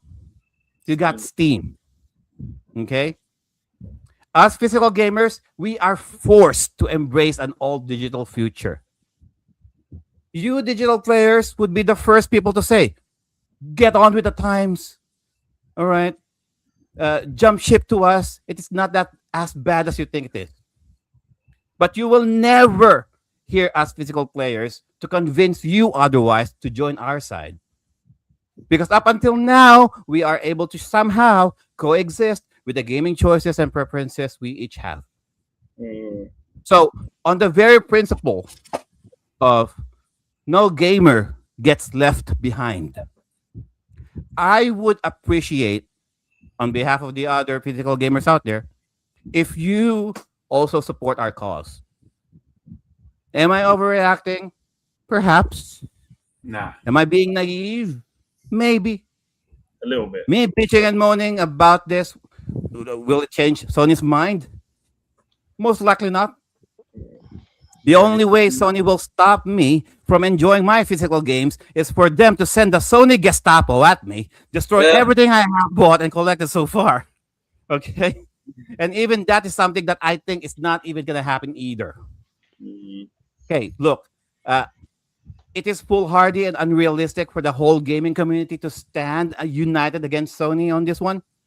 But let it be recorded in gaming history that there were among us that indeed resisted and fought corporate greed. I thank you. There we go. Our sentiments. Yeah, very interesting point you made. Very interesting points. Well done, well done. All right, Ryan. Yeah, you had a little something And to that say. was pretty much everything that we all said in this Yeah. episode, and just his rant, but Yeah, just you were saying- more you- in depth. Yes, and you were saying, Ryan. I think you had your hand raised. You were about to say. I will support all the way. Physical, Yes. wherever you do, don't give up physical. Because, yes, physical costs money to make, but some publisher would prefer physical over digital. Yes. Why? Yes. Perfect example, Company of Hero series, Company Tomb of Heroes, Raider. yes. Mm. If you install it on the physical media, you will understand what you are getting into. Company of Heroes will tell you, especially 1 and 2, it will tell you what will be the word that will be entering and what are the challenges you have to face. Tomb Raider, All right. one the first series onward, even the reboot, it will even tell you what how much Lara has changed throughout the games. It's always because of physical media that they can integrate more than what you think. This is one example. Retail, you only get the game. The one I had has other things, even movies, screensavers. Mm. For the price of only $20, not only you're supporting gaming company, but you also supporting other causes. I mentioned there's an open source version. This one, as a respect, they require this one just to play the game. Mm. You can play the game without this, but you will miss the entire experience. Add this one to a open source version, you get the classic game plus more. That's how important physical media is. No matter what happened, don't worry. I will stand by physical, even though it's going to kill me, especially especially on how much media I have up there. If I lay it all right here, this is what my table look like. All You're my telling physical me. media will stack up here. Mm. Sony Gestapo, that's your first target right there. But I mean, he makes a really Don't worry good about point though. Gestapo because this is my house, my turf, former military personnel. Mm. My strategy is also inspired by this one. So come with me. I Yeah. dare All you. right. I dare Well, you. got Like I said, strategy. but his point though, Command and Just- Conquer, mechanical brought up man. it just brought up All a right. little, just a thought. But to his point, if you're going and buying something physical, you're supporting the company that did it. Now, Yeah. like I said, and my thought after that, listening to him, it's like for me in concerts, I go to concerts and I buy merchandise physically from the event because that supports the artist and what they do. Now, there's always people in the entrances that will sell bootleg shirts, $20. Mhm. What is that going? That's not going to the artist you're going to go see. No. That's No. going to their pockets for something that they Mm. fucking made, and it's like, hey, well, it didn't cost me much, but I'm gonna make a good profit. But like I said, I mean, that's just the thought, what I'm saying, that popped in when Ryan was talking about his. But Well, at the end of it, though, we're all gonna fucking, to me, we're just gonna fucking go with the times and what it is. Like me, on the topic of PlayStation and what they're doing, they launched PS6. I mean, I probably won't get it right away. But knowing I got Jose in my fucking ear, yeah. it'd be to where he's like, oh, I got it. Where's yours? I'm like, oh, Yeah. fuck it. I'm going to have to go get it because of his ass. But you got someone to play with. What I will say is, in regards to Sir Joe's closing remarks, all I will say, he used the word loyalty. Mhm. Loyalty. That's a powerful word, isn't it? He had loyalty for Sony. That was his gaming brand. It is, And yes. all I will say to you is someone who was very much a Sega fan, loyalty can get you screwed. That's what I will say, and that's what we got here. All I'll say is your loyalty, really, as you mentioned, was to physical media. And that's understandable. I think that's all of us here. And good games. For you, it was your RPG genre, which Sony championed with Final Fantasy VII. They championed that genre to the West, and they brought it to the West. And you're absolutely right. It is heartbreaking that you told this story about how this was the brand that introduced you to this genre that you fell in love with, and they supported it all this time with the physical copy that you could have. You didn't care about the online. You didn't care about that. You wanted that physical game in your hand to play in and enjoy at your leisure. Not straight away. Maybe once you finish this game, you can actually open it and play it anytime you want. That was you, and I totally understand that now. And this is a side of you that we can fully see, and it's quite transparent, and it is And I'm very right there with him, though. yeah. I'm right there with him because I was loyal just as him when PlayStation came out. Yeah. Up until the point to where Jose convinced me to get an Xbox for the fact that after the PS3, backwards compatibility was just dead. Same with me. That was I my gave thing. up on I stopped with Sony after PlayStation 3 because I saw this happening, and I just stuck with Nintendo because that was enough for me because my lifestyle had changed and I wanted something quite simple. I was happy with the Wii U and the Switch, and that was enough for what I was going to game on. That did it for me, to be fair. I didn't game knowing as much as you gentlemen do. I'm a lot more casual these days. But what I will say is, you know what, like, just go with your heart, Sir Joe. That's what I will say, and go what you think is in your best interest. Don't let loyalty ruin your thoughts with Sony.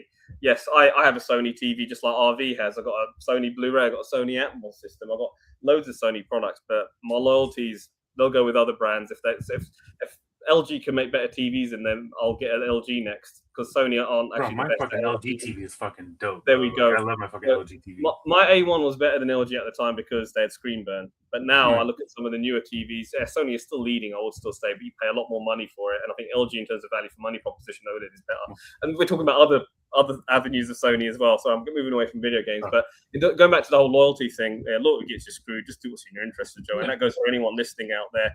Do what you think is right for you, because there are still other avenues of physical media or owning your media options. Like Sir Joel said with GOG, with GOG Online, that's another way you can play it. There are loads of other avenues. And of course, the avenue that I will always champion and recommend is retro game, man. There's still physical media on all these old consoles we missed out on. Let's collect and enjoy these games that we missed behind us. Because I tell you what, in my view, call me crazy, I think there's a lot more better games behind us than there are going forward. But that's my opinion. My last words, like I said, loyalty to what Joe was talking about, I get. I understand. I'm right there with him. I was loyal up until maybe 2 years before this, the Series S and X came out. But at the end of the day, we can sit here and rant and rave all we want about the hatred to what Sony's doing. Every individual gamer is going to do what they're going to do. Regardless if they're going to, keep going and buy a PS6 or do anything Sony related, like at the end of the, for me as a gamer, I'm saying I'm going to go where the enjoyment is, my loyalty was PlayStation, but now, I fuck with Xbox because of what Xbox offers and everything that I like. My biggest thing with Xbox is backwards compatibility. I like collecting old physical games where I can still play if I want to go back. Like, okay, Final Fantasy 13. I fucking love that one. Knowing that I have it on Xbox, put it in, play, no problem. And that's on, on a current gen. And, if I wanted to fucking play, on PlayStation side, I'd have to go back to I have to hook up my PS3 and do all that just to play that game.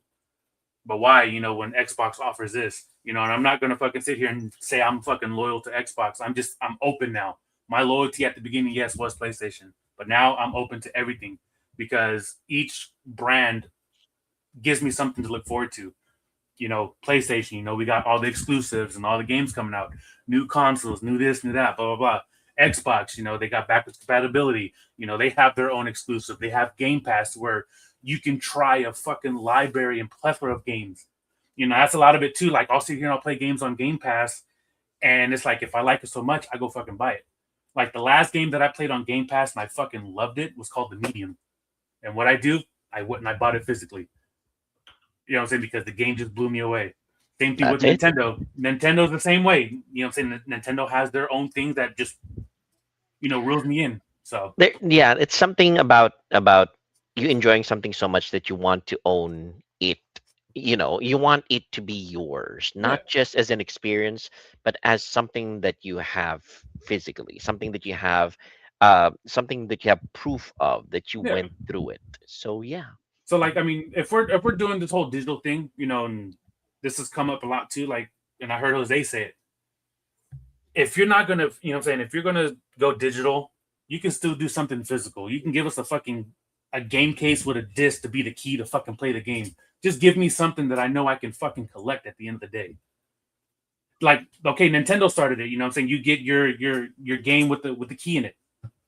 Bam, that's physically owned. That has a resale value, regardless of how you want to look at it. Yeah, there's no game, but you can still go and, physically, download it onto your console, pop the fucking chip in. Guess what? You can play. Yeah, it's got resale value as long as Nintendo support the server, so you can download the game on the game card. So it's I'll call it semi-physical, and it is. I can understand Sir Joel's issue of the game key cards, because he hates them, and I don't blame him for hating them. I really hate the fact that my Switch 2 has to have the media. But at the end of the day, man, we're gonna have to adjust one way or another, even if we don't like it. Like I said, But to Joe's point, him being loyal to PlayStation and JRPGs since he was introduced to it. He was funding this because he believed, and I get this whole loyalty, and it wasn't blind by any means. There's nothing really naive. That's why I say it's only partially naive. It's like me buying this Star Fox game. Yeah, I'm buying a game that's been remade for the third time. Why? Because I'm hoping that Nintendo are going to make a sequel. What is the likelihood of that? Probably not. I'm just hoping that they will make a sequel to this Star Fox game that I really like. And it's the same sort of thing with Sir Joe. He funded this physical media thing in the hope that they'll keep it going because he's funding this industry, and doing this is like they're spat in his face. So I think all of us that are buying physical media are we all feel betrayed. Yeah. I mean, I gave up on Sony with PS4, like I said, because I saw it coming because of the fact that the DLC and the heart of the game was on there. I could see it going digital, and I could see that happening with PS4, and I gave up with it after PS3 because at least you own the game on PS3. For the most part, it was there. I didn't care about that. I'm like, Sir Joe, I don't care about the online. I don't care about it. I want to play the game from start to finish, and I'm happy with it. The online game, I'll play an online game on my PC. That's my attitude to it. So there were formats that like for online gaming, I was always a PC guy in that regard. I'll play my Command and Conquer online. Whereas there'd be games that were more suited to the console experience, like RPGs and adventure games. Like, what do I need online for that for? So I can totally empathize with Sir Joe, especially even more so after his rant at the end. I can totally empathize with the situation he's in. All I will say is stick with what's best in your interest in terms of who's going to produce that Trials game on physical. If it's on Nintendo, at least it's part physical, fair enough. It's better than what Sony will offer. That's all I will say, but it's up to you.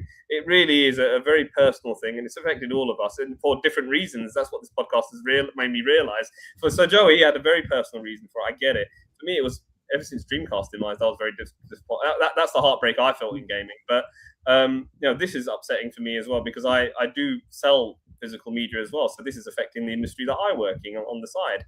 For RV, for Ryan, he's got very personal with it. It's affected him personally, and for the reason it is. So Joel, obviously for you, it's all there. So different reasons. Hey, but yeah, we all have our reasons. But one thing though, I will say, and I thank all you guys individually. Yeah. I mean, I can go down and say a lot of shit, but I thank all you guys individually since I've been a part of this group, and I said it before. You guys opened my eyes to a lot of things that I didn't ever see before. I was so focused on what I liked. From the games that that Joe and Joel talk about, the challenges that we did with Raj and Dan. I'm saying? I've opened my eyes to a lot of different things. Oh well. I'm saying? And a gamer, and regardless, a gamer is going to be a gamer no matter what, physical, digital, whatever. That's very flattering. Thank you. We're gonna fucking sit here and do what we love the most and fucking play video games, regardless if it's physical or digital. Oh, and at the very end of it, you have the power. You, the one with the wallet. You, the one who controls it. Yes, the power is yours. Or as Masters of the Universe say, I have the power. I have the power. There you go. That's it. Okay. There you go. And with that, I believe it's time to close it up. All right, Joe, bring us home. Sir RV, close us. You close us. Go. Yes, that's true. RV, close us out.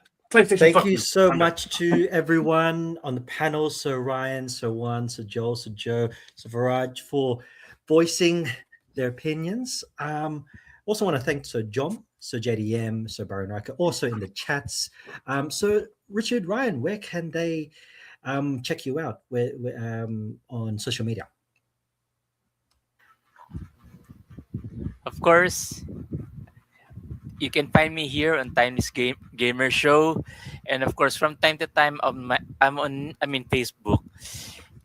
But rest assured, as long the show goes on, I'll either be joining you guys or I'll be in the comment section. Just provide some feedback. That's all. Thank you. Thank you, Sir Ryan. So Juan, where can they check you out?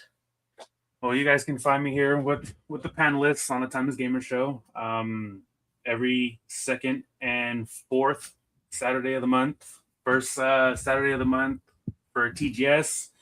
You guys might catch me in the Talking Knots podcast, just to kind of learn some stuff or shoot what I know. But yeah, you guys can catch me here with the panels. I'm gaming, making music, and doing all these other things. You guys want to fucking run some duos, some trios, or some squads, you guys can find me in Fortnite too with everybody. Let's have some fun. And guess what? A gamer will live on. No matter what. Thank you, Sir One. So Viraj, where can they catch you on social media? Just don't bother looking for me, all right? You're just going to find yourself in trouble, all right? You find me in the Sega Genesis group on Facebook. That's where I loiter. You can find me on X or Twitter at Bygone Games UK. You see my new pickups there for the London gaming market. The next one will be August 23rd, so you can see me there as well. And of course, you'll find me on this podcast with these fine gentlemen here who have a clear, undying love of physical media, and let's say forever physical, shall we? So there we go. The Thank you, love Sir for gaming, Viraj. man. That's the biggest thing. The love for gaming. Thank you, Sir Viraj. So Joel, where can they check you out? All right. You can always find me here on the Timeless Gamer Show on our new anime podcast, The Otaku Knots. And yeah, sometimes every now and then it streaming very infrequently at Banyaga Native page. But yes, more often than not here on the Timeless Gamer Show and the Otaku Knots podcast. We hope that you guys will be able to understand where we are coming from as gamers. And yes, we also encourage everybody to stay where they have the most advantage, like Juan says and Viraj says, and all my other co-panelists here. You are the one ultimately in control of what you enjoy. Don't let anybody else dictate what you have, what you can and cannot have. If somebody is offering you a raw deal, just don't take it. Just stay with what will give the most advantage to you. All right, and back to you, RV. And on that note, don't let reviewers ruin a game that you might think that's amazing. There's also that. Give it a shot for yourself. I've ran it across of a lot of people who talking shit about games. I proved them wrong when I played. I'm like, dude, this fucking game's amazing. Oh, I completely forgot.